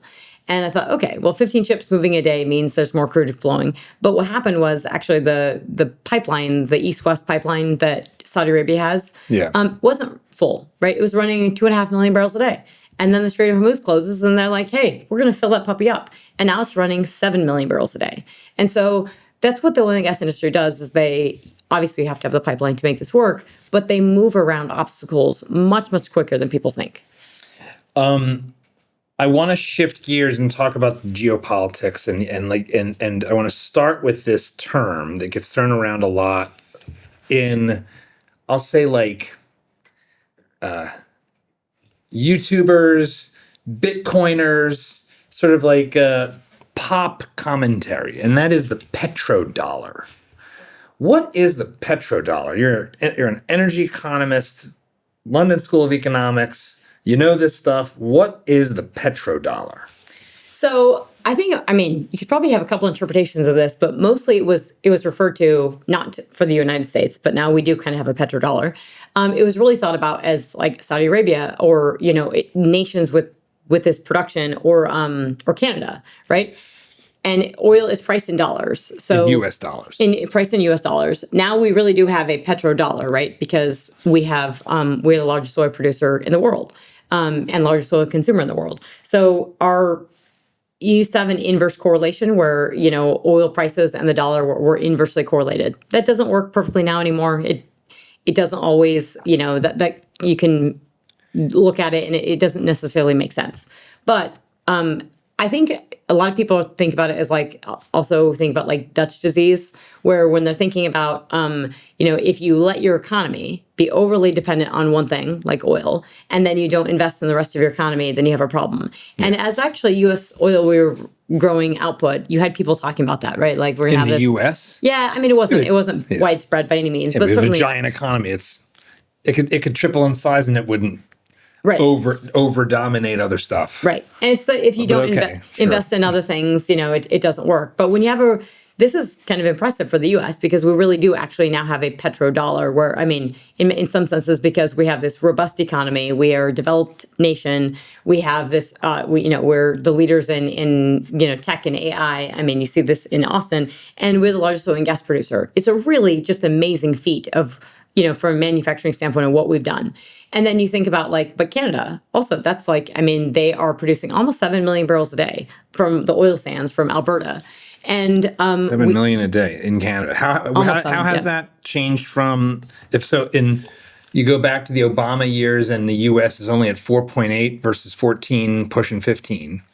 Where was Canada at that point? Do you know off the top of your head? Off the top of my head, no, they're probably 5 and they incrementally rise. And that's because the oil sands are super awesome because, unlike US shale where we can go up and down, we can put a rig on, and 6 months later, we're going to have oil in the system. In Canada, when you're drilling oil sands, it's more capital intensive, right? Because there's 2 ways to do it. It's you're trying to get this thick, goopy stuff out of the ground. And so you have to, it's called in situ, where you basically put 2 pipes into the ground. It looks like a horizontal drilling operation. And so one of those, you're going down vertically and then horizontally. And one of those is you're heating it, right? You're heating the scoop up and then you're flowing it with the other one. And so wow. That's expensive. And so you have to invest up that. But you don't have the decline curve like we do in our wells, where our wells come on strong and then they decline. So you start to pull, the pressure goes down as you pull more of the stuff out of the ground. Yeah, this stuff in situ, or they call it steam-assisted, it's SAGD, is steam-assisted gravity drainage is I think what it stands for. And so you're heating the stuff up, you're getting the goop out, and you're getting it out. And so you don't have that decline curve, so you're actually increasing output. And so we can expect now with high oil prices, they've got all the incentive to keep increasing output. And they just kind of have a trajectory like this. But then that's 80% of the oil sands are that stuff that you're drilling for and doing the in situ or SAGD. In the 20%, which is what the environmentalists love to look at, is the mining stuff, which is also really cool because you're literally scooping the stuff off the ground like you're mining it, and then it's this kind of rocky oil stuff. And then what do you do with this? Well, you essentially have to process. You essentially have to refine it almost, and then turn it into a oil. But what's really cool is that they have upgraders. And it's expensive, right? So you mine it, and then you upgrade it, and you turn it into this oil. So you're saying these things are cool because you're a nerd that loves all the tech. Yeah. But it's all just more expensive ways of doing it. Yeah, it's more expensive, but it is cool because once I've got this, I've think about it from a rock to oil, right? I've got this thick this rock that I have to mine, and yet I can put this in my car. And what's cool about it is that they had to invest in those upgraders. But those upgraders, to get that rock form into something I can transport into oil, they're doing a mini refining process. And so when they send that synthetic, they call it SEO or synthetic crude oil, when they send that to a refinery, it sells at a premium because it's super flexible. I can put it in a refinery on the East Coast that doesn't process heavy oil, or I can send it to a refinery on the Gulf Coast that does process heavy oil because it's already partly processed, and it gives me a nice diesel cut, and it's just a premium product. And so that part is really cool, and we don't appreciate the flexibility of that. And so it's a little more expensive, but in times like right now, gosh, that's a money-making machine. And when we spoke just over the phone a couple weeks ago, and then I was trying to do my own research for the video, I didn't realize how much, in a way, oil is almost like cuts of meat, that there's all these different products. Mm-hmm. It's depending on what region it comes from and whether it's high sulfur and sour or low sulfur and more sweet. And so just talk about that real briefly, the different flavors, literally, and why it might be the case that we've all got oil, but some of it's better for some things and some of it's easier to refine in certain places. Right. So there's it's like this global commodity that we think of as one thing, but there's more diversity of the product and more complexity of where and how to get the jet fuel, the gasoline, the kerosene, the all the stuff, yep, all the different things. Yeah, and that's why it probably gets a little to your geopolitical thing that you can fold in, is that So you can have nations that have the crude oil, but they don't have and they produce it, but they don't have the refining capacity. And you can have nations that don't have any crude oil production, but they have refining capacity, like China, or has less crude oil production, lots of refining capacity. No matter how you spin it, you kind of want to have one or the other, if not both. And we have both, thank goodness. So you're hearing about it now on TV because this myopic focus on oil of like, oh, it's the wrong type of crude oil and it doesn't go into this refinery. A refinery, as we talked about on the phone, is like, I have a barrel of crude oil. I literally put it in a distillation column. I heat it up. So I'm simplifying this. And I'm getting out different cuts of product. So I'm getting out jet fuel and kerosene. I'm getting out diesel and I'm getting out gasoline. And every barrel of oil, I get a cut of a certain product. Now, certain types of oil give me a higher diesel cut, distillate cut, or higher gasoline cut. Why? Why is it different? And that's based on literally the geology and like, Just like the chemical composition of it? Geologically speaking, it's the depositional environment, how the rocks were formed, how long the oil cooked. And, like in the, our oil is light and sweet because it's been down there. We're getting at it from the source rock and it's been cooked a long time. It's been cooked so much that in certain areas it's turned to gas. And in some areas where the gas is gone, it's overcooked and the gas is already gone. So like in places like the Eagle Ford in southern Texas, which is just so cool, when you're looking at it geologically, it's going from, you have every flavor. You have all the API gravities, all the different types of crude oil you can think of, because it's geologically, it gets deeper and more thermally mature through the rock. And so you get a heavier oil and then lighter oils and condensates, and then you get into gas and then like gas with liquids, and then you get into dry gas. And so you have everything in there, which is all based upon the geology and the depositional environment and what happened with the rocks and how long they cooked. And so the API gravity is that when we talk about the light sweet, are higher or lower, like the Venezuelan crude and the oil sands, they're heavier, right? Their API gravity, their number, it's lower. What is it? So what does that mean, API gravity? It's whatever the American Petroleum Institute puts this number on it. It's literally called, it's like the heavier, goopier, viscous stuff is of a heavier, so it's a lower, it's like, say, 23 API. Is it literally heavier? Is it like closer to a solid, and that's the goopiness? So it's got to have more dense. It's more dense. I think so. I think that's what. And then and our lighter, so our 43 API gravity. I say 43 because that's what when I learned this, it was the Bakken, and it was that the East Coast we used to import pre-US boom of oil and gas production. We used to import 2 million barrels a day of Nigerian crude, which was 43 API gravity crude. Light, sweet, East Coast refiners loved it. So I was born in Philly. There's all these refineries in Philadelphia. I just remember these refineries playing this, like, they're really crazy looking. They look like crazy future steampunk cities, right?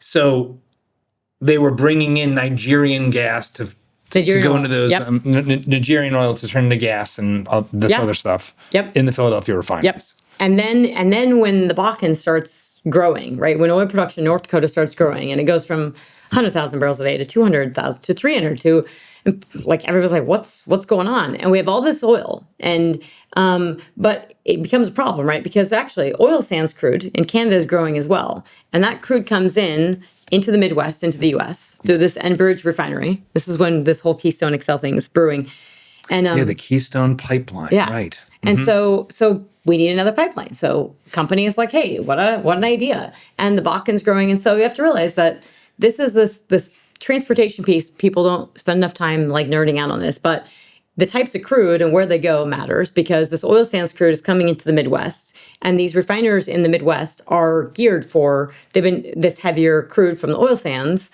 and they have some like coking capacity, right? Which allows them to, the cokers allow you to process this heavier crude.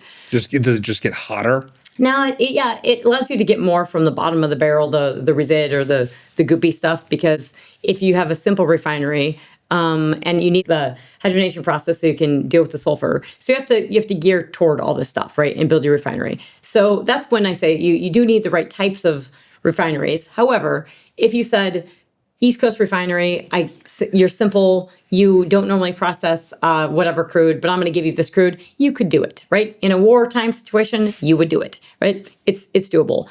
Are your economics going to be perfect? No. So these refineries... So it's all a question of cost. So much of this boils down to like, well, we can do this, but it's more expensive because we need this equipment, or we need these chemicals, or we need to ship certain stuff. Or we invested in it, right? So if you're these if you're the Gulf Coast refineries, which is the most complex and sophisticated refining center in the world. It's enormous. We were just down in Galveston a couple weeks ago, and you're driving past all these things, and they're just massive. Right. And they invested in this coking capacity. So they invested in the ability to process heavy crude oil from Mexico or Venezuela, which is what they were taking, and then it shifted to Canadian oil sands, to where they could take typically a cheaper barrel, right? There's usually a discount for Canadian, this heavier crude oil, and they could process it, and that coking capacity would allow them to get more from that resid or bottom of the barrel and turn it into a product that they could then sell on, more diesel, a little bit more gasoline. So is this where the term bottom of the barrel comes from, or is it just probably from like wine or beer or mead or something?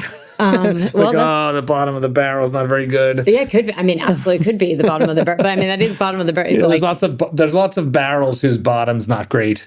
Wine barrels, it's probably wine barrels. Anyway. But yeah, no, and you think of, so we used to send more residual crude oil that resided at the bottom to China, but you don't get as much for that. So that's the whole thing. So where you produce, what type of crude and where you produce it. And so those East Coast refiners that took that Nigerian crude, which is light and sweet, they don't need to process this. They don't need the hydrogenation process for the sulfur. They don't need the coking capacity because they're not processing heavy crude.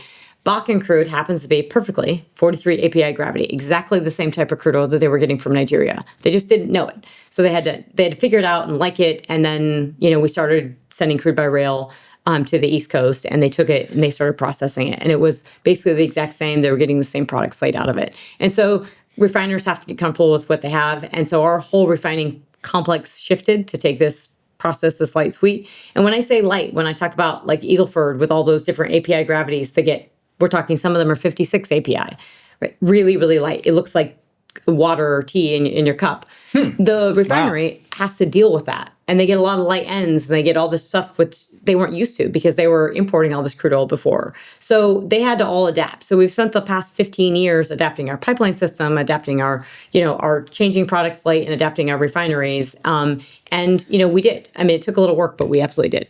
So the refining capacity is one of these areas where California has just said no.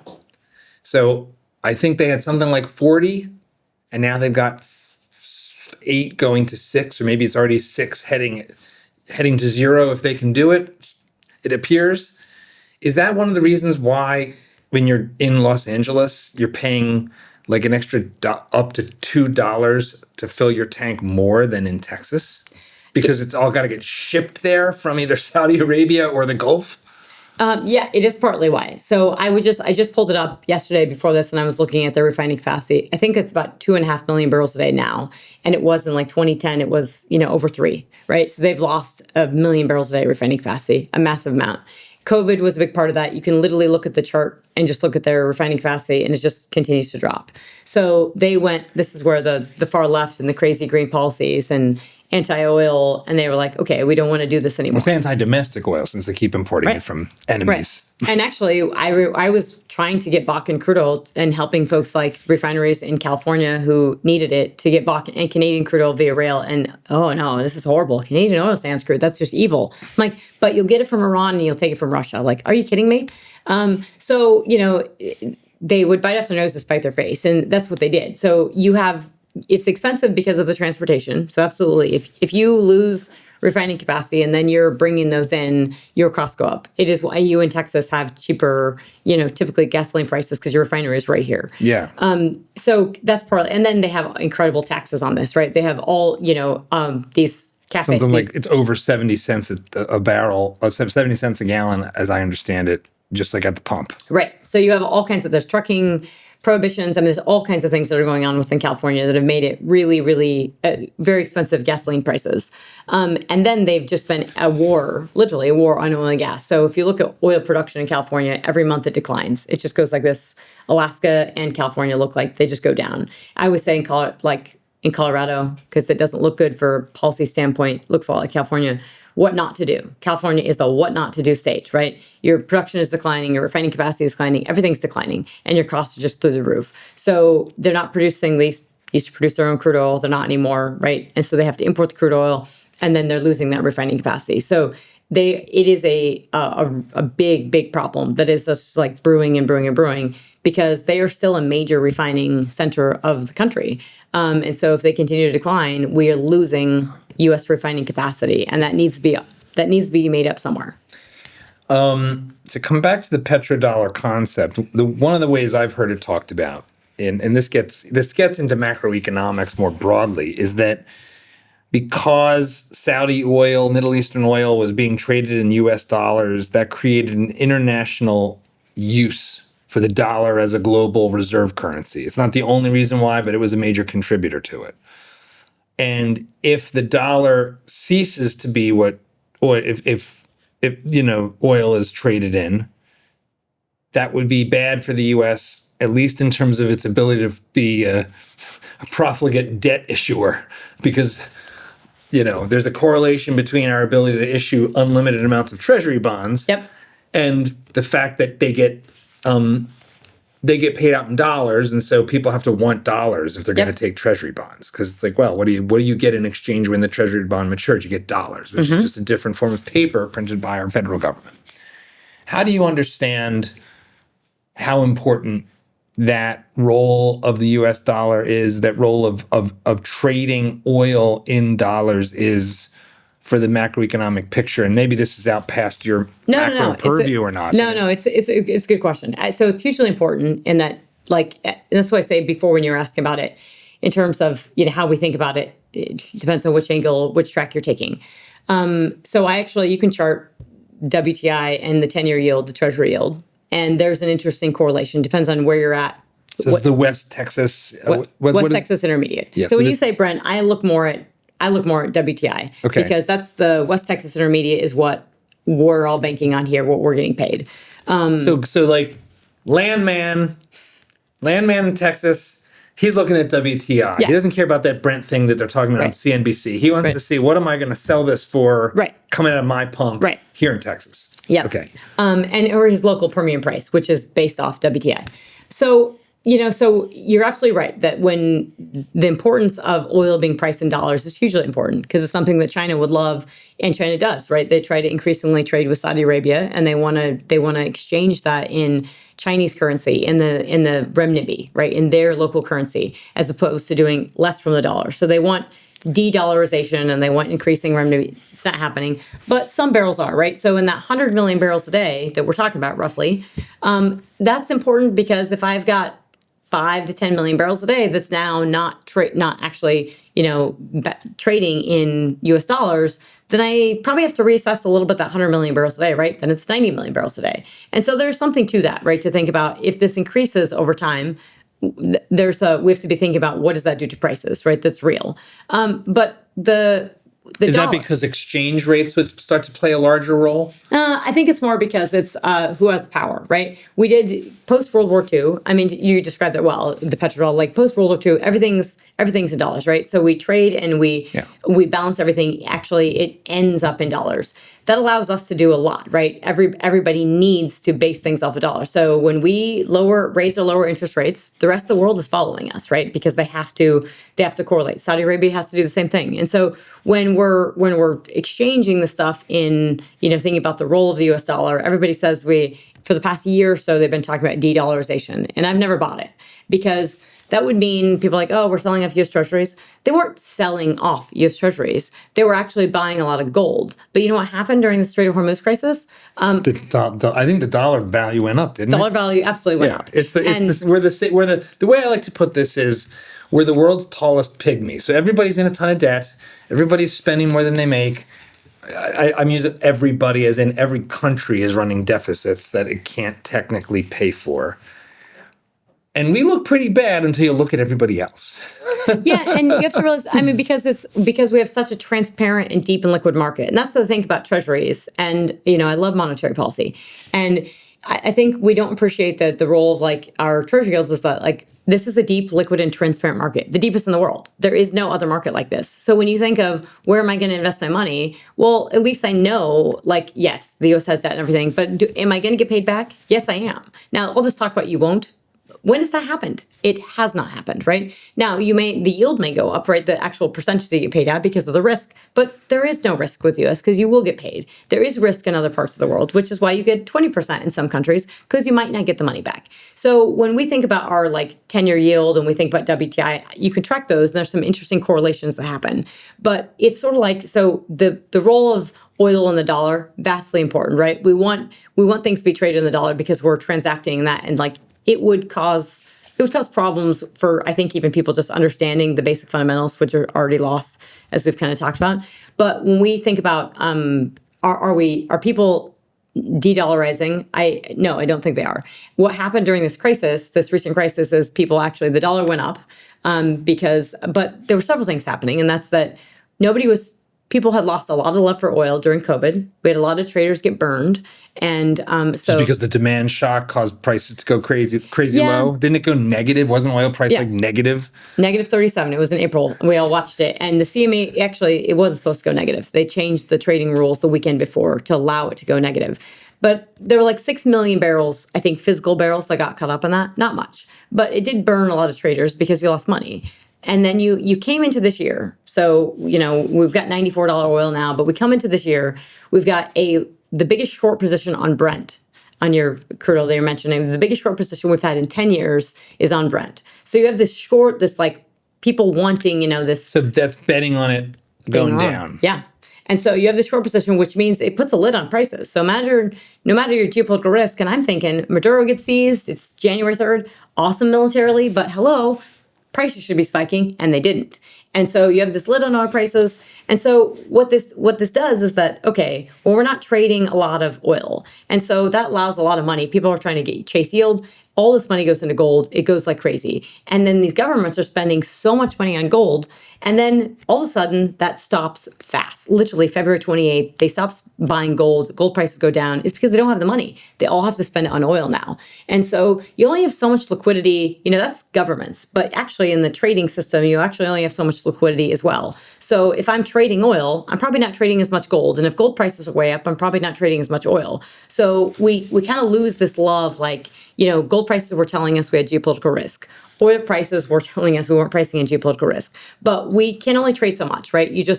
We can pump money into the systems and everything, but the trading tells us something. Treasury yields tells us something. Oil prices tell us something. Gold prices tell us something. And they're actually relatively interconnected. So we have to kind of dissect and pull them apart and think about what is it actually telling us. And these kind of simple metrics where oil goes up, the dollar goes down, or vice versa. Well, that didn't happen in the past month, right? We had the dollar go up and we had oil go up as well.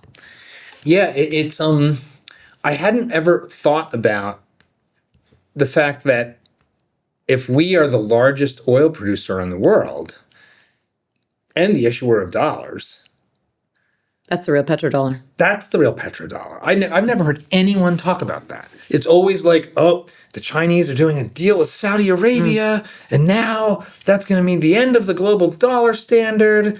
It's usually Bitcoiners, who I broadly like, because I like Bitcoin. Yeah. I don't have much Bitcoin, but I like it conceptually, even if the AIs are about to destroy it. Bitcoin's great, but you know what's even better than Bitcoin? Actual commodities that can do something. But nobody talks about that. Nobody talks about the fact that if we're the dominant energy producer, that underpins our currency. It becomes almost it's not exactly a commodity standard in the sense that under the classical gold standard, you could turn in your dollars for gold. Right. But it is a engine of demand, of economic predictability. They've got a lot of oil, they're not going to go bust. Actually, your gold standard, even in the gold standard, you couldn't actually do that. You never had a real gold standard, but in theory you did, right? And so actually, I think that if you were really thinking about the U.S. as where you want to park your money. I think if you listen to the stock market enough, you'll have enough analysts that even if they want to rip on the U.S., they still come back to that, right? You do want to park your money in the U.S., in equities and treasuries and everything, because they don't come back to that perfectly with oil. And it's something the oil industry needs to talk about more. What they do. We need to talk to the industry. I want to hear CEOs, and they absolutely lost it during COVID, right? When Biden came into office and this war on oil and gas, CEOs kowtowed and they started talking about ESG and how much net zero they were doing, and I'm adding renewables, and it drove me nuts. And then they want to know why they're not on a long-only BP, Beyond Petroleum. And now they're oil and gas. They have a nice little, and they're oil and gas and renewables and everything because they've shifted. Shell has shifted. All these guys have shifted. And I was here in COVID telling all these oil and gas companies, this will not last. This is called investor pressure. And you can either see through it and drill with when you have high oil prices, or you can cave and do all this stuff. We don't talk about how much money the oil and gas industry lost chasing lower carbon bullshit and chasing this stuff that was so expensive. Like, you weren't making money in 2014 when you had $100 oil, or 2008 when you had $100 oil or $150 oil, but you're making money on solar and wind? No, you need to stay in your lane and drill for oil and gas. And I think the pride in it is really important, but like executing and doing well. And so we had this short period where people kind of lost their minds and did this whole net zero thing, which is very geopolitical. That was the International Energy Agency that said, we're going to do this net zero push. Everyone's going to go, we're not going to demand oil anymore. It's going to decline. And so we won't need this. Wasn't the entire premise of the International Energy Agency to not do that, but to actually didn't that get created after the oil shock? Yep. To basically try to help coordinate energy security? Yep. Am I misremembering that? No, it's right. And the International Energy Agency was founded in the 70s during the oil price shocks of, I believe it was 73, could have the first shock, to basically make sure everybody had strategic oil supplies and that we had enough in the world and that we would be able to do this. So it was super ironic when COVID happens, and literally the quote is, they said, we're gonna make sure we're gonna use this moment in time, this COVID period, to move past traditional fuel. I call them traditional fuels, not fossil, but move past fossil fuels and move to these other forms of energy. And nobody was like, well, this is crazy and this doesn't make sense. And the oil and gas industry, they had all this pressure, and you saw this with, engine number one that got board seats on Exxon, and it was the same day Exxon, Chevron, Shell was all the same day, the board day, where they lost seats, and it was State Street, Vanguard, and BlackRock all bent the knee to do all this ESG stuff. And the engine number one, I've seen the woman on TV, and she says Conoco, Phillips. It's called Conoco. And the fact that you're on TV and you can even say that, no one's corrected you in all this time, but they allowed this to happen, right? And I say this because good leaders and stuff, like Chris Wright is now our Secretary of Energy. He was a service company, so he could do this. But, he was okay being a publicly traded company that would say no and say, absolutely not. We are not going green. This is not an energy transition. Here's what's actually happening. He actually went out and bought billboards in Denver and thanked North Face for supporting the industry because there was a whole North Face debacle with jackets not selling to the industry. It's a lot of social signaling. It's a lot of, virtue signaling. At the most basic level, as I've tried to understand this with your help, you're battling physics. Like the earlier part of this conversation, we're talking about the density of the energy, the effect that it can be transported or not. So you've got these things in oil, gas, coal, all that are physical, and that also move turbines. And there's this other part that when the freeze happened here in Austin, in Texas, and when Spain went through that blackout about this time last year, in both instances, I sort of went to school a little bit on this. I learned this thing that nobody teaches you unless you happen to stumble across it, which is those turbines that move to get the electrons going so that all this stuff works and babies don't die in an incubator in a hospital that needs to have reliable power 24/7, is that movement creates this thing called momentum. And that when there's disruptions, they keep moving because physics. And the turbines on a windmill don't move at a consistent rate, so that's not helpful. That's not, and also they don't move when the wind's not blowing. And the solar panels have no movement whatsoever. They're solid state technologies. Right. So you have this kind of fundamental thing about the way reality works and physics and motion and momentum, that all this energy talk, all this la-di-da unicorn stuff, it's like they're literally betting against physics. And not just betting against physics. What frustrates me is that, so you drive through Wyoming with all these wind turbines, that they have them, right? And Wyoming is windy, except there are times where the wind doesn't blow, right? When it's really cold, the wind doesn't blow. In extreme temperatures, which is arguably what the far left and the green movement and everything, and this ESG craze and net zero, that's what they're doing it for, right? We're all going to go to hell in a handbasket. The world's going to end in 10 years. We're burning up. And so we've got to lower CO2 emissions aggressively. If you believe in extreme climate, you are building the wrong things with wind, solar, and batteries because they don't work in extreme temperatures. Because Such a good point. I never thought of that. Like the wind doesn't blow when it's really hot. So when I'm driving in the summer in Wyoming and it's 90 degrees, the wind is not blowing. It doesn't blow when it's really cold. And so those are extreme temperatures. That's what I'm told by the climate crazies, that's what's going to happen. We're all dying. And so the wind doesn't work. And then the solar panels don't work when it's nighttime, but they don't work when it gets snowed on. So if you're banking on climate change, then we're banking where we're going to have snow all the time. So that doesn't work. And then the batteries also don't work. Like electric vehicles don't work in extreme temperatures because they lose they lose energy, right? So when it's really cold, I can't turn on the heater on in the Tesla, right? Or it doesn't work as well. And so I lose my range. They're less efficient for sure. Sorry, less efficiency. Yeah. And over time, and I actually was just having this conversation this morning with someone, over time your wind turbines, they degrade, as we know. There's no ability to recycle them. You can literally fly over Oklahoma and you look out the window and you see all these like piles of stuff. It's just wind turbines stacked up, so they die. And when you're driving through Wyoming and all parts where you see these wind turbines, and I'm disgusted with how much renewables Texas has in the grid because it's cost Texans a lot of money, but it's irresponsible energy policy. So you have all this wind, but then the solar, and by the way, both these come from China, which I can't stand, but the solar degrades over time too, right? Its efficiency, you lose it. It does degrade over time. And so think about all the energy. It's kind of like where we're talking about ethanol. How much work are you making, from farming and processing and everything to get it into your gasoline pool? I mean, how much energy is going to making a solar panel? It is a crap ton. It is forced labor in China. The solar ingot wafer, basically 99% of it comes from the province of Xinjiang, which is where the forced labor and all the surveillance and control is. That's where the solar ingot wafer comes from. So even if you're making the solar panel here, the ingot wafer is probably coming from the province of Xinjiang, which is coming from coal-fired power generation because you need heavy process heat to make this stuff, right? It's you strip mine, then you pour mass amounts of energy to produce this piece of photovoltaic technology that then degrades over time. Exactly. And there's no world in which the math on the ROI all in possibly works. Like take that money and put it in an index fund and or put a complete carbon capture. All the money you've spent on this greenwashing, you probably could have captured the CO2 from every coal-fired power plant and we kept burning coal. We shouldn't even, I don't want to go, we don't need to even go in. This is not the conversation to like have a debate about climate change. First of all, because we're both in agreement, so people who are watching are like, "What about climate change?" Sorry, like change the channel. I'll say like, and geopolitics is so much. Geopolitics and military, like the reality of the world, is so much more important right now. It's also, I think like didn't the clock run out on the 12 years? When was the? Hold on. We were supposed to burn up a long time. When was the 12 years? When was I'm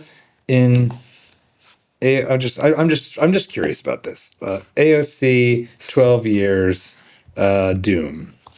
When did that happen? This is saying it was 2019. So we're getting pretty far into it. We're 7 years into the 12 years into the 12 years clock, but I think that 12 years clock actually started sooner than that. We're gonna hit the 12-year mark, and the planet will be richer. I mean, here's what I'll say to just like kick the can on the climate thing. The IPCC, and I'm sure you've read about all this stuff like crazy. Yep. Well, here's how I understand it. You round it out, and then we'll talk about wars and oil on the international stage. If you just accept that the IPCC is not a scam, but that it's actually composed of at least some well-intended, non-corrupt scientists who aren't doing like cook the books, hockey stick nonsense.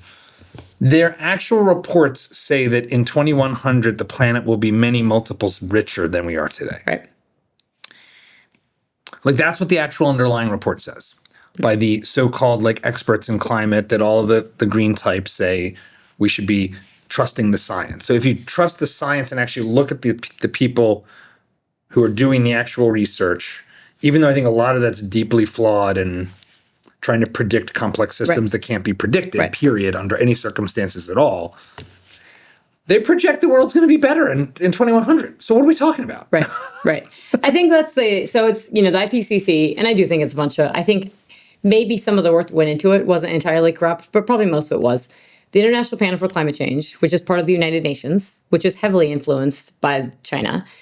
China has an undue influence and like a massive influence within the United Nations. It is no longer the entity that it was when we came out of World War II and put this together. So it is biased and it is corrupt. And so you have to realize that, like, if you have an incentive to sell your product, well, then maybe you would incentivize all this stuff. So I think it's really important to just keep that in context.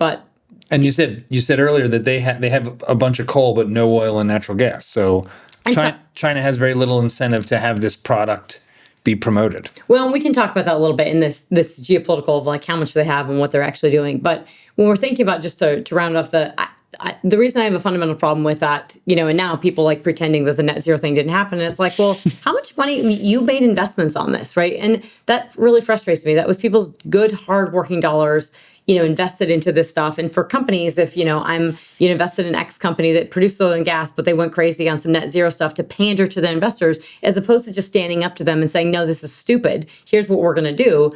I think they would have ruled the day, but they didn't have the initiative and the gumption to stand up for themselves. And so that frustrates me. And the oil and gas industry needed to do a better job and needs to remember that for when the next battle comes around. But that net zero thing all comes from the IPCC. So it all comes from this panel on climate change and this, we're burning up in 10 years or whatever. And so actually, when you look at those figures from the IPCC, what I don't like is the hyperbole so if you read the documents, you see where the ranges are massive, right? Yeah. So even if you actually... The error band is huge. Right.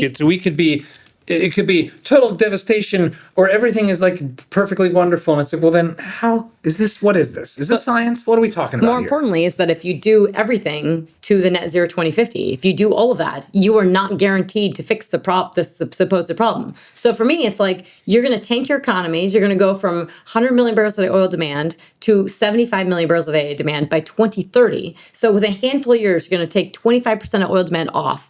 And then you're not even guaranteed you're going to fix the damn problem that you think we have. Holy moly, that's the problem with the error band that I have, is that it's economic devastation. And that's what's happening in Europe, is that they are committed to that. And the only country in the world that's tied themselves legally bound is the UK to net zero.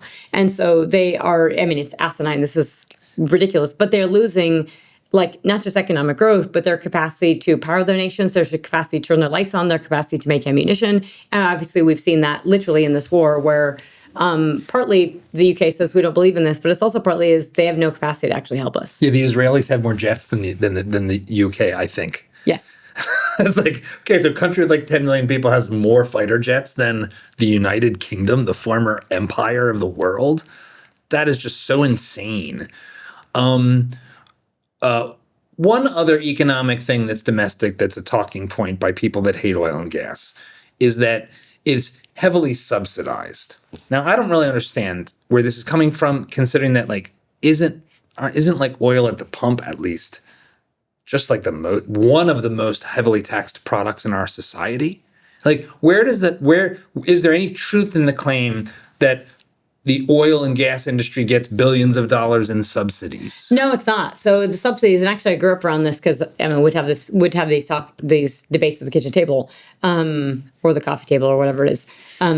But it's not subsidized. You get tax credits, right? So there are incentives, and we need to be thinking more. If you want oil and gas to be producing now, and oil producers are nervous about, okay, well, I got $95 oil today, but if I'm going to have 60 next year, I can't, if I pull forward those rigs, am I going to lose money later? Well, tax credits are a great way to you drill that and I'll give you an incentive. You can deduct more. So it's more like deductions. It's literally just you and I. We have deductions. If you want to give me a tax break, you're not subsidizing me, but you might be. So there's not money getting cut. There's not taxpayer dollars being, because the farm bill, we literally roll up buckets of cash that was taxed from all of us to give to Iowa corn farmers. Right. So no, we don't get those. The oil and gas industry, and I would say this just as simplistically as possible, is that it is not subsidies. That's what you hear from Secretary Granholm under the Biden administration. That's what you hear from the Biden administration, is these subsidies. We've never had, and I said this a lot during that term, but we've never had an administration that was this anti-domestic oil and gas. And that was unbelievable, because you would have Biden getting on TV when he could put words together. And he would get on TV and he would say, well, in State of the Union, well, oil and gas, well, we might need it 10 years from now. I'm like, might need oil and gas 10 years from now? Or he'd say, he would call up Exxon and say, you need to be giving that money back to those, those consumers. And I'm thinking, you have no idea how this works, do you? Like that, he sent letters to Exxon and Chevron saying that they need to be giving, that they need to be cutting out the profits, right? And stop screwing over the consumer from the refinery. Because of his inflationary oil prices? Because he had high oil prices with the war in Ukraine, and that apparently Exxon and Chevron, because they have refineries, that they were gouging the consumer somehow. So they got all these letters. Well, let's linger on this for a minute. The public certainly feels this way when prices go up, especially when news hits and you come outside and your local 7-Eleven suddenly has higher price today than yesterday, and you're thinking, isn't that the same gas in the tank? Yep. Did they really empty the tank and have to buy it at a higher price? They're gouging me. Yeah. So what's going on there? Help me understand this. I'm sure there's at least some amount at a small scale where there's people trying to take advantage of news. I think so. Right? I mean, there's this gas station in Washington, D.C. that when you come in, it's this like intersection, and it's always ridiculously high because they know that folks are coming in there, right? So I always want to so there's definitely got to be some of that. I haven't interviewed all these convenience stores and to find out, but typically, and it does seem quicker, right? It does seem quicker in which your price is getting higher than from when they purchased it. But timing is everything, right? And so, if they think they can go away with it, or maybe legally if they can, that's what's happening. But if we're quicker at turning the stuff around, and they don't have as much storage, they bought the refined product, it's run out. So if you have less, or people are what they did in Asia, or what we did in the oil price or the oil shocks in the 70s, people went and lined up at the gas station and filled up their vehicles, and we had a perceived shortage.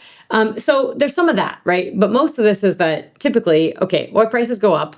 The refiner has to purchase the oil from the producer. He's paying the refiner X is paying a higher price, and then he's selling that to the gasoline station, the convenience store, and they're buying that product. And so those go up. We've had we call them crack spreads. It's the spread on a barrel of oil versus the refined product. Mm-hmm. Those were showing us, we were starting to see pressure before this war in Ukraine, right? We were starting to see some pressure on that to begin with. And so people weren't What do you mean by pressure?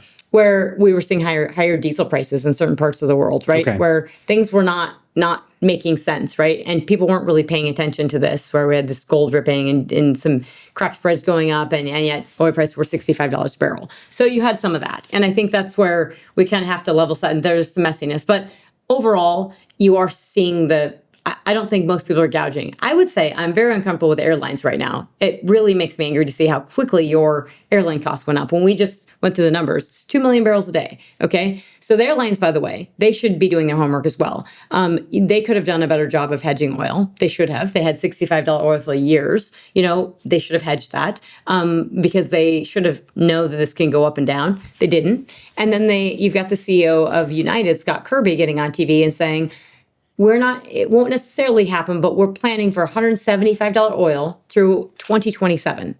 He's basically just telling you, I'm going to charge you a fortune through 2027. It's $94 today. Where the hell was your $175? That wasn't realistic. That was never going to happen. An economy can't run on $175. It can't even run probably $120 or $130. You'd have demand destruction. So the fact that nobody aggressively called him out, that just frustrates the hell out of me. That I think there's way more gouging on that side and on utilities than I think there is on gasoline. The Exxon, Chevron, Shell, these large companies, I guess they're they do the whole process. These the big guys, right? Yep. Help me understand the big names. I mean, Exxon is, I think, the descendant of Standard Oil, if I'm remembering correctly. Yeah, so you have at least I know Standard Oil got broke. This part of the history I do know, which is because antitrust is kind of a scam, in that. So there's an antitrust joke, and that is, there's three guys in prison, and they're just talking to each other, trying to figure out like what are they in for. So the first guy says, "Hey, what are you in for?" And the guy says, "Well, I was charging more than my my competitors, and I got hit with price gouging. So that's what I'm in for. How about you? It's like, oh, interesting. I was charging less than my competitors, and I got hit with price dumping. And then the third guy says, "Are you kidding me? I was charging the exact same as everybody else, and I got hit with collusion." There's like this crazy thing when you look at the history of antitrust, that it's all just a political scam. That even going all the way back to Standard Oil. Standard Oil's prices were lower than everybody else, and they were even losing market share when that famous antitrust case broke them up. But that's my little. I always have to go on a little bit of a rant. No, that's good. I think historically speaking, when you're looking simplistically again about the industry goes, they like to tie up and they like to break away when things, depending on where the economics are. And so there's always, we go through ebbs and waves of, okay, well, you produce the oil, you process that, you have transportation, maybe you have pipelines, and you also have pipelines and distribution, and then you also have refining, right? So like Exxon has the production. Full vertical integration. Exactly. And so over time, right, you might sell this off, and companies like this idea and they sell it off.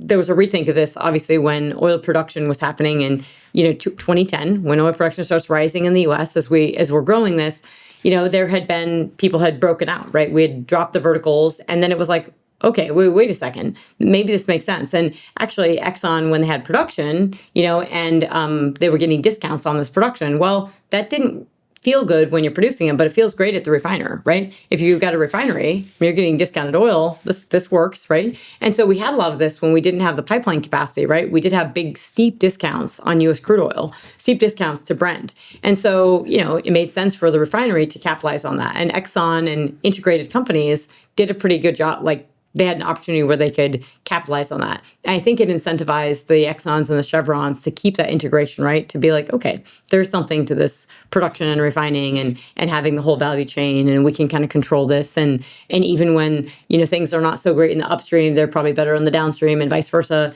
And we can offset some of the margins here. So there's something about that. But then you see, like, I think the last year when everyone was so pessimistic on oil, midstream was so hot. And the midstream, I'm saying, like the pipeline sector. Well, that's amazing, because to me, that's your long-term bullish thesis for oil, right? Everybody's buying midstream because it's kind of like the AI trade of like, we know we're going to need energy. So we know even if oil prices are bad, we're still going to have to move it. So so you had premiums for midstream. And to me, it's more, you just don't have enough, you don't have enough of this like holistic kind of understanding of energy that really permeates this kind of the investment arena when they're actually talking about oil and gas. And instead of like, TV at night, it's like, well, 20% of this goes to the Strait of Hormuz. 20% of what? Give me the numbers. Like, tell me what's actually happening. And they can't do that because they don't actually know. The prices go down, right? So one of the most sort of common things we'll hear from the political class and from sort of populists is that when prices go up, we're getting gouged, and it's greed. But that gets forgotten when the prices go down. Mm-hmm. Why is that? Why do you think that is? As an economist, as someone that traces this industry gets hit especially hard by that. I can't think of hardly any other industry where when prices go high, you have a broad talk of something called a windfall profits tax. But in oil and gas, this has happened repeatedly when there's like, it doesn't look like that's going to happen, but let's imagine we somehow end up in some really high sustained oil prices. And so the company's costs didn't change very much and they're printing money. Right. You'll have people talking about windfall profits taxes. Yep. And they did big time in like 2008, right? Yeah, I remember Elizabeth Warren. Oh, yeah. Particularly. Yep. So I would say that there was something then, right? Obviously, oil prices go to 140 and people can't handle it. And so it's always like, these guys are evil. And you've had that historically, but that really got supercharged during the net zero and the COVID craze and the Biden era, right? It really got supercharged because all those people were in there, right? And it was like, okay, we hate oil and gas. We're making that clear. And so it was okay to demonize it. But it was demonized and it's likened to cigarettes, right? This evil industry. So, and that's what, when your president of the United States is and all of his people are getting on TV and telling you that these guys are evil and they're screwing you over, it doesn't really, you're consuming it, right? You have to deal with these guys whether you like them or not. And so there was no working with the industry. There was no like, let's talk, let's increase output, let's talk about LNG. In fact, the LNG thing happens and they put a ban on permits, future permits. And so they crimped the entire industry. They were trying to kill the industry. And all the people like with Columbia University, like Jason Bordoff, they got up on TV and they said, and I say this because a lot of people in the oil and gas industry utilize these guys, but Columbia University, and I'll say this publicly, they're not your friend, right? They're not the oil and gas industry's friend, and they're playing both sides. They want the money from the oil and gas industry, but they want to kill the oil and gas industry. And so they come out and say, okay, net zero, we're playing this game and everything, and they talk about the peak emissions and everything. But the problem is that the end game is that they're explaining it away of saying, okay, the LNG permit, banning those, that doesn't actually do anything, right? It's a future thing. Well, it does though, because it tells the whole market, we're no longer going to be here you can't rely on us for your future natural gas imports. So why do it? If it was nothing, if you're excusing it away, what's the purpose in doing it? And I think that's where you just have to be honest about like what we're doing as an industry. This administration is very, very clear. They made it clear to the entire world. We're not even going to participate in the climate meetings that everyone did before. We're actually not going to go because they're not fruitful. And we are going to be the LNG powerhouse of the world. And we're going to continue advancing our oil and gas production. And the rest of the Western world, you can do what you're going to do. We're going to do what we're going to do. And we're going to be an advanced industrialized nation with the largest oil and gas production in the world. To some extent, it's just the nature of things that people get uncomfortable when prices go up on stuff, even though that's just economics, and it's actually like you want prices and profits to go up on something that you need because it incentivizes more of it to happen. It's like you understand why it feels immoral that the local Home Depot in the middle of Hurricane Katrina is selling its last.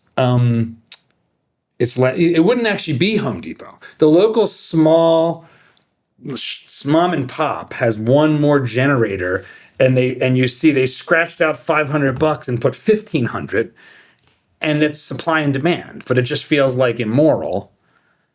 And I think we're sort of stuck with this sort of the difference between human intuition and sort of human moral intuition about what's proportional, and the realities of like the price system and the information that prices unleash, and the fact that you kind of need the price to go up so that other people come in and say, ooh, there's an opportunity for me to supply more of this thing you want. I just think that in the last 10 years, it's become a little bit different. Just to square the circle, is that if you didn't have the demonization of oil and gas and the lack of coverage and the hatred of oil and gas, you wouldn't have nearly as much like, oh, prices are going up and now we're getting gouged. No, this is the market, right? And so if you had more people in the market and more participants explaining this, it's a little bit different, right? It's like anything else. And yeah, people aren't going to be happy because prices are increasing at the pump. They don't get any love when prices go down, obviously, and negative prices, but they did get used to it. And so we got very used to kind of $65 oil and lower gasoline prices, and now gasoline prices are up. And we were coming off this really high inflation levels, right? And so this one thing that,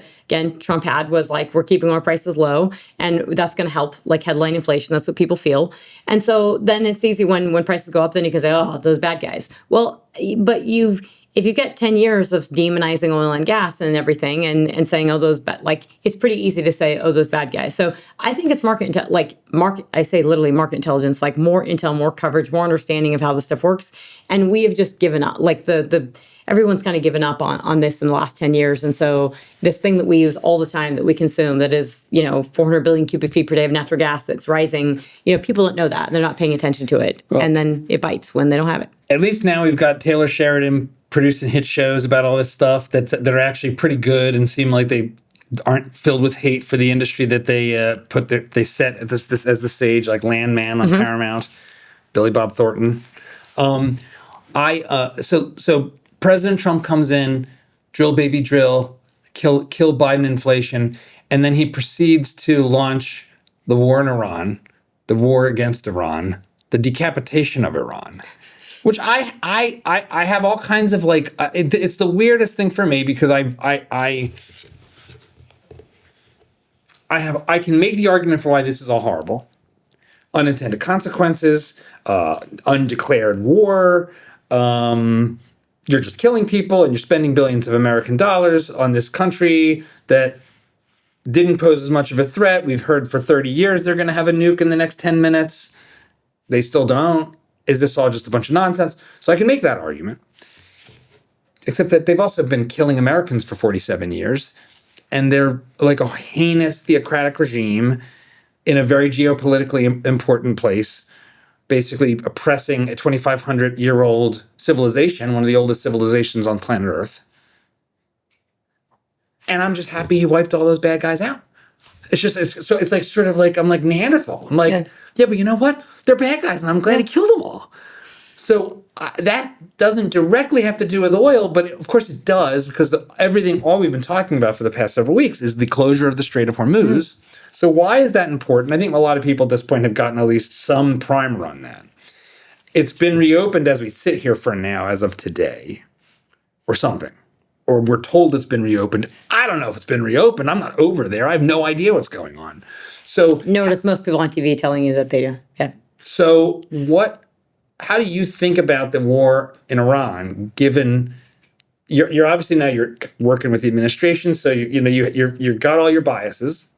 We share most of our political biases, but how do you understand what's going on and why?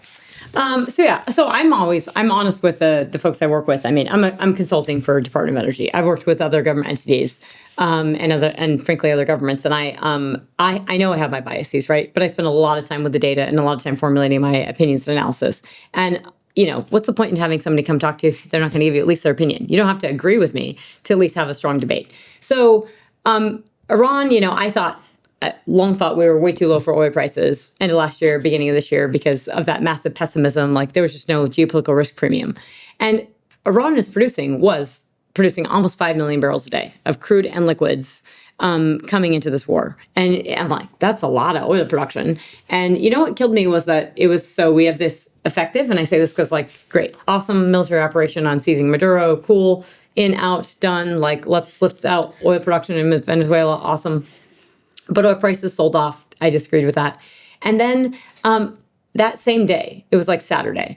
And I, big fan of Trump, but I don't have a lot of weekends to myself anymore because all this stuff happens on the weekends and then I'm busy.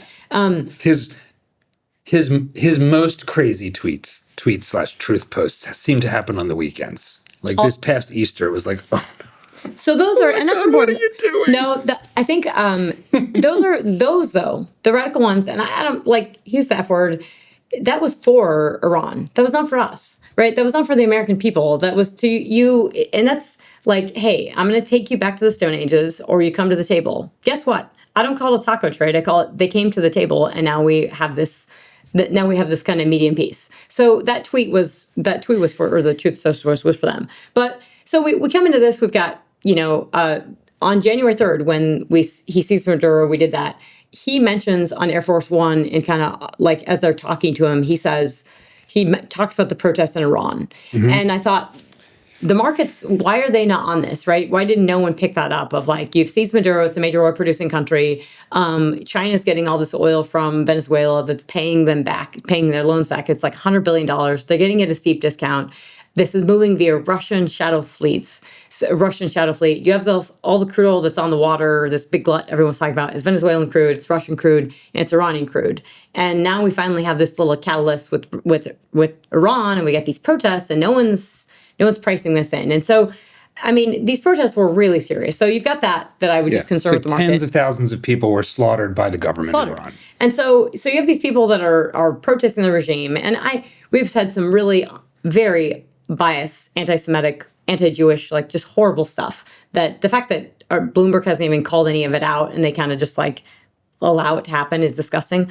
So you've got that going on, but these protests are, I don't care who it is, if you like them or lump them, this is horrible. And so when people were saying this is Iraq all over again, I thought, no, it's different. A lot of things were different, but yes, you had some Kurdish mass graves and everything, but we haven't seen anything like this since World War II, right? Where you literally had these people are protesting, and so they're protesting because Iran is selling all this oil to China. They're getting all this money, and they're not spending it on their people, right? They're literally spending on Hezbollah and Houthis and Hamas, and they're taking it for themselves. And so you have a lot of people in the IRGC and the Islamic Revolutionary Guard who are, they're ideologues, right? They believe in the cause, but many of them who just want the money, right? Those are the ones you can change their ideology pretty quickly with money.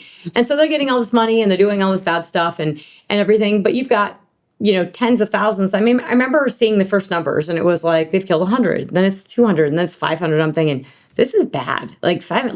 you're executing, because we know that Iran stones people to death. You're gay, you're stoned to death. Like, this is a country that we've known publicly stone people to death in 2026.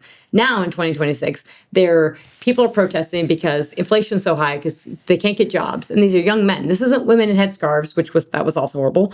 Yeah, several years ago there was a women's uprising that went that nothing happened with, and it was cracked down horrible. And that the Western media didn't. Oh, that was disgusting too. I was actually doing a video series, and the lead actress was from Iran, and she was just livid about what was going on. Yeah, absolutely horrible. So now you've got these men uprising, in these protests. Yeah. And so it was on Twitter or X that you see the pictures of these body bags, and you have the internet blackout, and we still have one largely in Iran, where we don't have information coming out, and so it starts getting up to, it's 10,000, and you're thinking, holy crap. I mean, even 10,000, but now it's as high as 40,000 they killed. So the regime, clearly was worried, right? So I interpret this of, okay, when people are like, oh, they're at the weakest level. Yeah, they are. Like, if you're killing 40,000 people, if you're mass murdering your population, you've got a problem. And so if you're thinking at the US of like, do we need to do this? Could we do this? Is there a benefit? Yeah,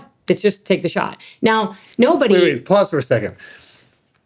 Yeah, it's just take the shot. So I want to linger on that for a minute. Okay. So it's easy for us armchair talking heads to say stuff like this. That's actually how I look at it too. Not that my opinion is worth very much, but it's like, yeah, you had this regime that's horrible and murderous, that is a stated enemy of the United States and has been for 47 years. And they're weak. And we've had a lot of big talk that's gone nowhere. And when you look, you can find all kinds of leadership in the Islamic world pointing that out, that, American leaders always talk a big game and don't do anything. So that's the way I understand what was done too. I don't know if it was really the calculus. But we're not talking about, so you have to start with October 7th. And I don't think October 7th didn't get enough attention in the media. We've talked about, and I feel bad for the Ukrainians, but we talked way more about the war in Ukraine than we talked about October 7th, when 1,200 people got killed within hours in Israel. And if that had happened in America, we would have bombed that country back to the Stone Ages. Absolutely. Yeah, it would have been a carpet bomb job. Yeah, carpet bomb job. They wouldn't have come back. And so that is anti-Semitic. That is and that is not okay. What they did to these people, the killing babies with their boots, I mean, the death toll on old women and babies, which is unbelievable. The atrocities are horrible. And that's where a lot of this comes from, is that when we think about like I think there's an opportunity cost of like the take the shot, is that, okay, if I take this and it goes well, there's some really potential big upside for the Middle East and from a stability standpoint. And so I think that, if October 7th didn't happen, we wouldn't necessarily be here, right? That was the escalation moment, right? Where Israel is doing this. And Israel, you need Israel, right? They are a bastion of democracy in the Middle East. These are incredible people. This is an incredible economy. They hold together a lot, right? And so we had the Abraham Accords in the first Trump administration, which he didn't get any credit for, but was very impressive, right? And it keeps this kind of stability and continuity. And then things start breaking away, and you have the Biden administration, buying all this crude oil and doing all this stuff. And so now we're back to like, okay, and I say take the shot simplistically. I don't think it's as simplistic as that, but it's an opportunity that I don't think any other president had the balls to even contemplate it, let alone actually do it. And so I think this administration, who is so low oil price president, right? I want low oil prices, like right. And this was not the low oil price move. So obviously, right. So the fact that you're willing to do this means that you're willing to see through this for a short period and say, okay, is it going to necessarily work? You don't know. Like you literally are taking the shot to see. And obviously, over the weekend, we lost a soldier. We lost two soldiers, and we got one back, and then we got the other one. When you're listening to people talk about the military operations, it's so incredible. And so, I mean, I think we haven't gotten very good intel on the ground of what's actually happening. What's actually happening within the Strait of Hormuz? What's actually happening with Iran? Because there's an internet blackout. And then we have to appreciate that, like, we're a month into this. It's super messy. We do have a lot of the Trump derangement syndrome that people talk about. No, they're already talking about. There's already like the gearing up for impeachments after the midterms talk happening. It's like, And so there's a lot getting of boring. Isn't this old? there's just a lot of like rooting for failure, and Yeah. so not a lot of clear-eyed thinking in what's actually happening with this crisis and what's actually going on. So I just think it's really important to like put where we're in context. But in terms of like what what this could mean for the Middle East, if you take out this bad actor and you take away their nuclear capacity and their missile capacity, there's huge opportunity. It does mean lower oil prices for the potentially for the foreseeable future if you solve for this. It seems like, and I don't, one story that is being told, and maybe even not mostly from the Trump administration itself, but is that this is all boxing in Chinese proxies in each case, like Venezuela, probably Cuba, the soon-to-be U.S. territory of Cuba. I'm laughing. I kind of hope it happens that way. And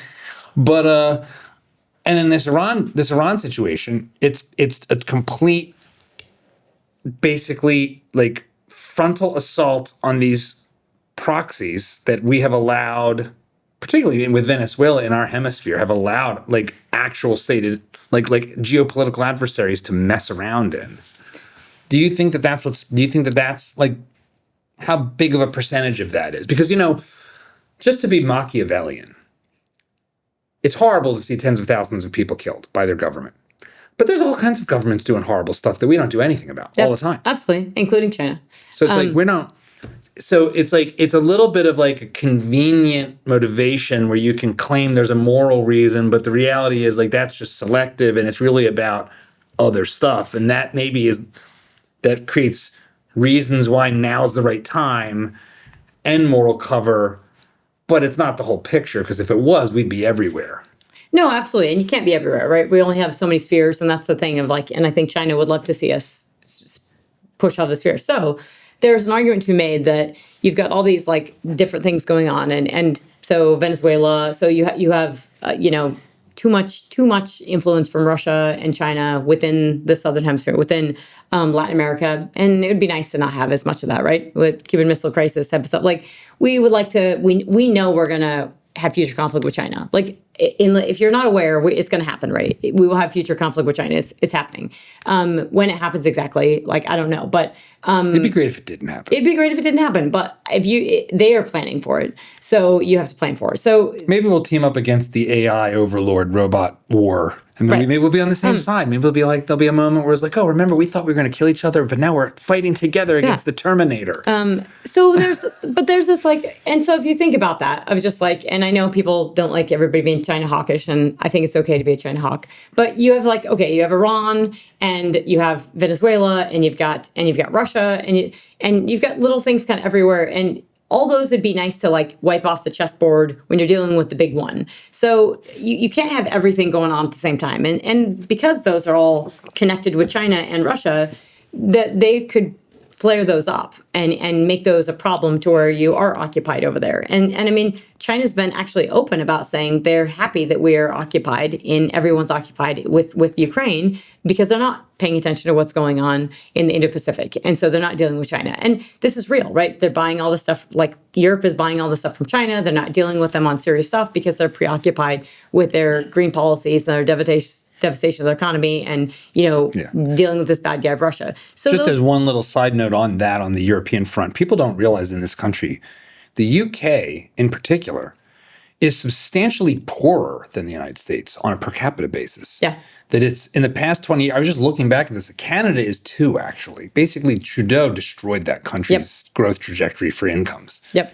This is why Alberta wants to become their own. Right. We're a giant country, and so we actually are multiple states with multiple economies and geographies and cultures. So you take our poorest states like Mississippi, and people like wealthy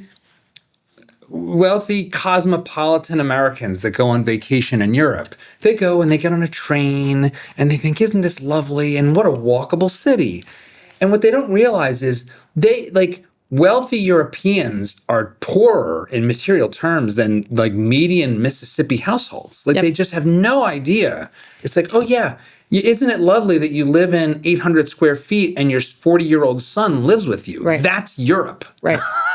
No, it's the there's no kind of achievement, right? There's no kind of growth trajectory, and it's really sad. And so they've succumbed to that, right? And they've kind of accepted it, and a lot of it has been accepted in the name of green policies, and we have to do this, and this is what we're doing. Yeah. But I would say the other piece is Israel is our ally. I don't know why people won't admit they absolutely are, and so. We don't like the Saudis. Well, they're the only one that actually has military capacity and is willing to come alongside us and do stuff. Well, and a lot of it's our tech and our military, but at least they are a democracy in the Middle East. That doesn't exist anywhere else. That is not in Saudi Arabia. It's not in Bahrain. It's not.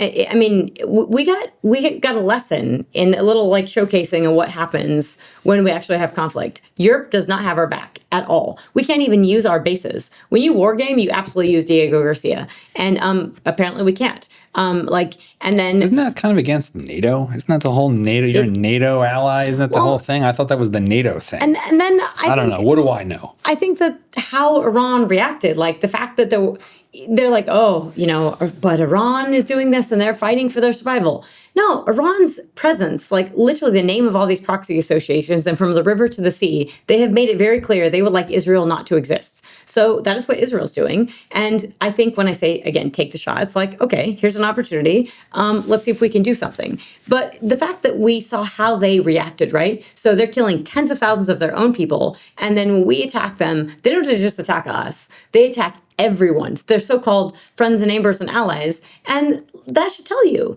this is how I'd say bad guys. I don't even like the term. This is how this awfulness of how they react. It's asymmetric, but it's nasty and awful. And it's and you just sit there, and it's kind of amazing because, it's Steve Kotkin. He's a Russian expert, and he talks about this. And he always says in war, appetite grows in the eating. So that he's a Russian expert, but when he talks about China, he says, you have to be careful because it's okay, I want Taiwan, but he always says appetite grows in the eating. And it's obviously Hitler and Germany and everything. But when it comes to comes to the reality of how these people act, of this is real. This is actually what's happening. And so he likens it to in Europe when, Poland and all these countries are well, I don't want to make Russia angry. And he's they just attacked your grid, and they'll all get pulled into the war. How? Them attacking your grid? Because that's what they just did. So every time Russia has done something to Europe in the past 4 years, they have done nothing. They went into their airspace. They've had to shut down airports because of all the drones. And the European reaction has been nothing. They do absolutely nothing. Maybe shoot down the drone. So you are telling Russia, just keep doing it. And so because they don't want to get involved in the war, they don't do anything. And what we've seen with all these Middle Eastern countries is they don't want to get involved and they don't want to escalate. What the hell would you be escalating? They're already attacking your airport and your desalination fields. So it's kind of crazy how we let this, it shows, if we didn't already know the true colors of Iran, we absolutely know them now. One of the most interesting things about the reactions is that, you've got this Sunni Shia thing between Iran as a Shia regime, and then the rest of the Gulf, the Arab states, because Saudi, Qatar, UAE, I'm forgetting somebody. They're all Sunni majority, and it seems like the Sunni states, the Gulf states, at least their leadership, are interested in doing business. Now, I know most of the hijackers, 9/11 were from Saudi Arabia, and there's Wahhabism. There's all these ideological things. Yeah. But the actual Sunni states, one version of this that I've been paying attention to, at least on Twitter, which is probably warping my brain, is seeing these leaders in these Sunni countries talking about how essentially the places like the UK have more radicalism popping off from their Muslim populations than in Qatar type places, because they're no, you can't tolerate any of that. Yep. So the limp Europeans will tolerate being invaded by radicalism. But these countries are actually look like the post-Abraham Accords. There was actually, it was Saudi Arabia might join the Abraham Accords and be in normalized relations with Israel. Yeah. So I guess, like, do you think we might see a complete, like, an actual resolution to this, the worst of this Middle East, seemingly intractable Middle East stuff? Because if all of the Sunni states are basically like mostly fine, and Iran actually behaves or is really changed, you did have to have a political change for that to happen. And what do you think? Because it just feels intractable, and it feels like it's it is a resource thing. We wouldn't care about these places if they didn't have liquid gold under the ground for the most part, right? I mean, well, we don't need it, so we're not doing it for that reason. But I would say it's the Middle East, so I don't think you're going to solve this anytime soon. However, can you make things better or hold the status quo, which is what we were kind of doing, and that's what everyone got comfortable with. And I think your point about, like, I think the Europeans have their head in the sand. Like, they have serious issues going on a number of fronts. But when it comes to the Sunni Shia and like where things could go, the one thing that probably hasn't got enough media attention in this war is that, Dubai, everybody's wanted to put their money there. They want to buy houses. It's awesome. People go, the Russians go there. Everybody likes to spend their money there. I mean, lots of wealthy people go there for vacations. I don't quite understand all this because it seems a little bit much. But now they're arresting a lot of people. If you film something, if they see that you have filmed something and you're in Dubai, you're arrested. Because, the regime of Dubai. Yeah. So these countries that we thought people were kind of like, you don't get your phone stolen, you can leave it on a table, and your Louis Vuitton bag, you can go take your photos with your friends. It doesn't get stolen, but you've given up some civil liberties. Now you've given up it's like if you accidentally take a picture of something, and so they're arresting people. And so we're not talking about, and this is where it's so frustrating to listen to like the Middle East Open at 10 o'clock at night, and they're in the Middle East on Bloomberg, and they're not, I'm like, you criticize the US for everything. You criticize the Trump administration for everything. So let's throw it out. Like, criticize China and criticize the Middle East for what's going on. And they haven't drawn enough attention to this, that the civil liberties are being taken away. Now, I get it's wartime and everything, but there should just be kind of some honesty of, does that get rolled back? Probably not. When these countries like take control, they take control. So I think we might have some problems there of realizing like what kind of safe havens are these, and there's some kind of what you're explaining of like how these countries break out and they want business. Absolutely. Like UAE, Saudi Arabia, they want to be open for business. They want to do stuff. But at the same time, they're basically oil companies. Right. They're basically oil companies. I mean, when you look back at the history and you look at the original, like these early 70s and 50s and 60s, it's like Saudi Arabia is just a desert. Like, it had no natural resources of any kind. They had to import everything, including people. Well, up until I was there in 2017, and it's still a desert. The Riyadh is nice. I mean, but like they still had, and I'm sure they still do, is your water, to get water. They don't have pipelines that are flowing water. They have a tank on top of your roof, and just it's gravity that flows it. And somebody fills up your tank, a truck fills up your tank of water at night on top of your roof. This is Saudi Arabia. It's still a desert.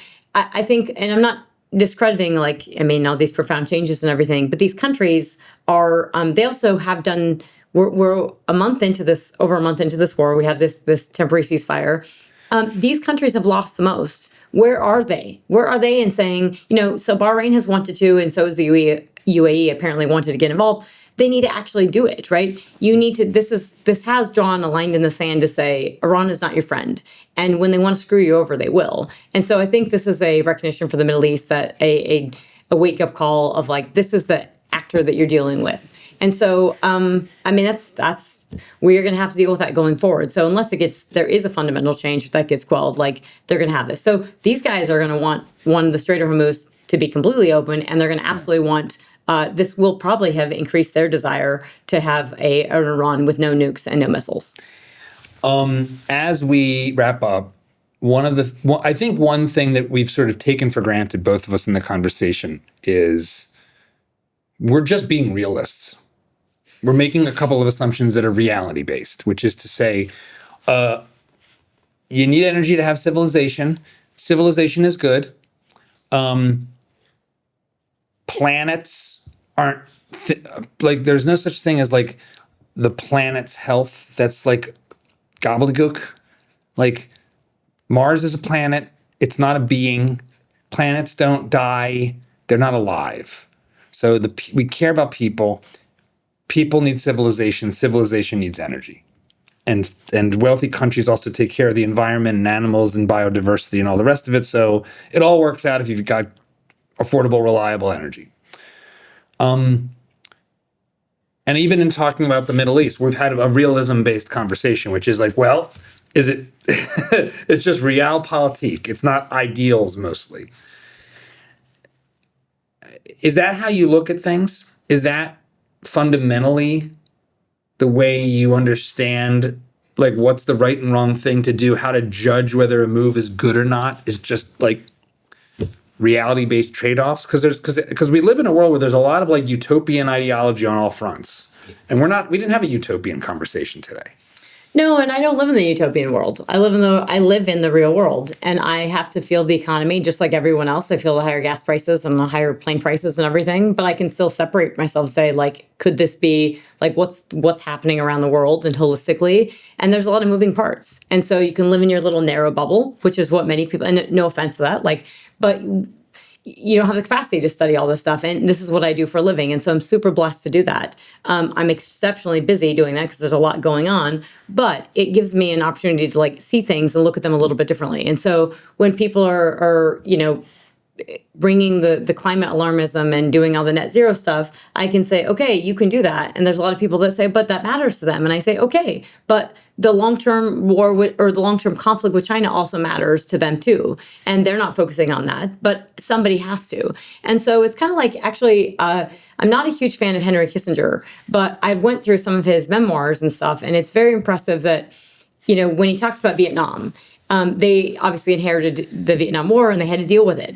And he basically explains it really articulately of like, hey, this is bad and no one wants this and we have to get out. But in order to get out, we have to like increase troops. And he explains this in his memoirs of how hard it is to explain to the people, how hard it is to win this debate. And I think it's like he basically explains we have to do what's good, what's right for everyone, even though they disagree that this is right for them. And I thought, in many cases, like you do have to be studying, and I'm not saying that they didn't necessarily did a perfect job of this, but in many cases, you have to be looking beyond that utopia to the real world and dealing with that. And so there's a lot of moving parts, and I would just say that like I do fundamentally believe energy is absolutely everything. We have nothing without energy. And so when you're studying economics and energy and economies and everything, like if you don't have it, you've got nothing. And if we want to be the country that we've been and the society we've been and we want to maintain that, we want more of it, right? Not less. And so we need to think about all the things that are going to increase it.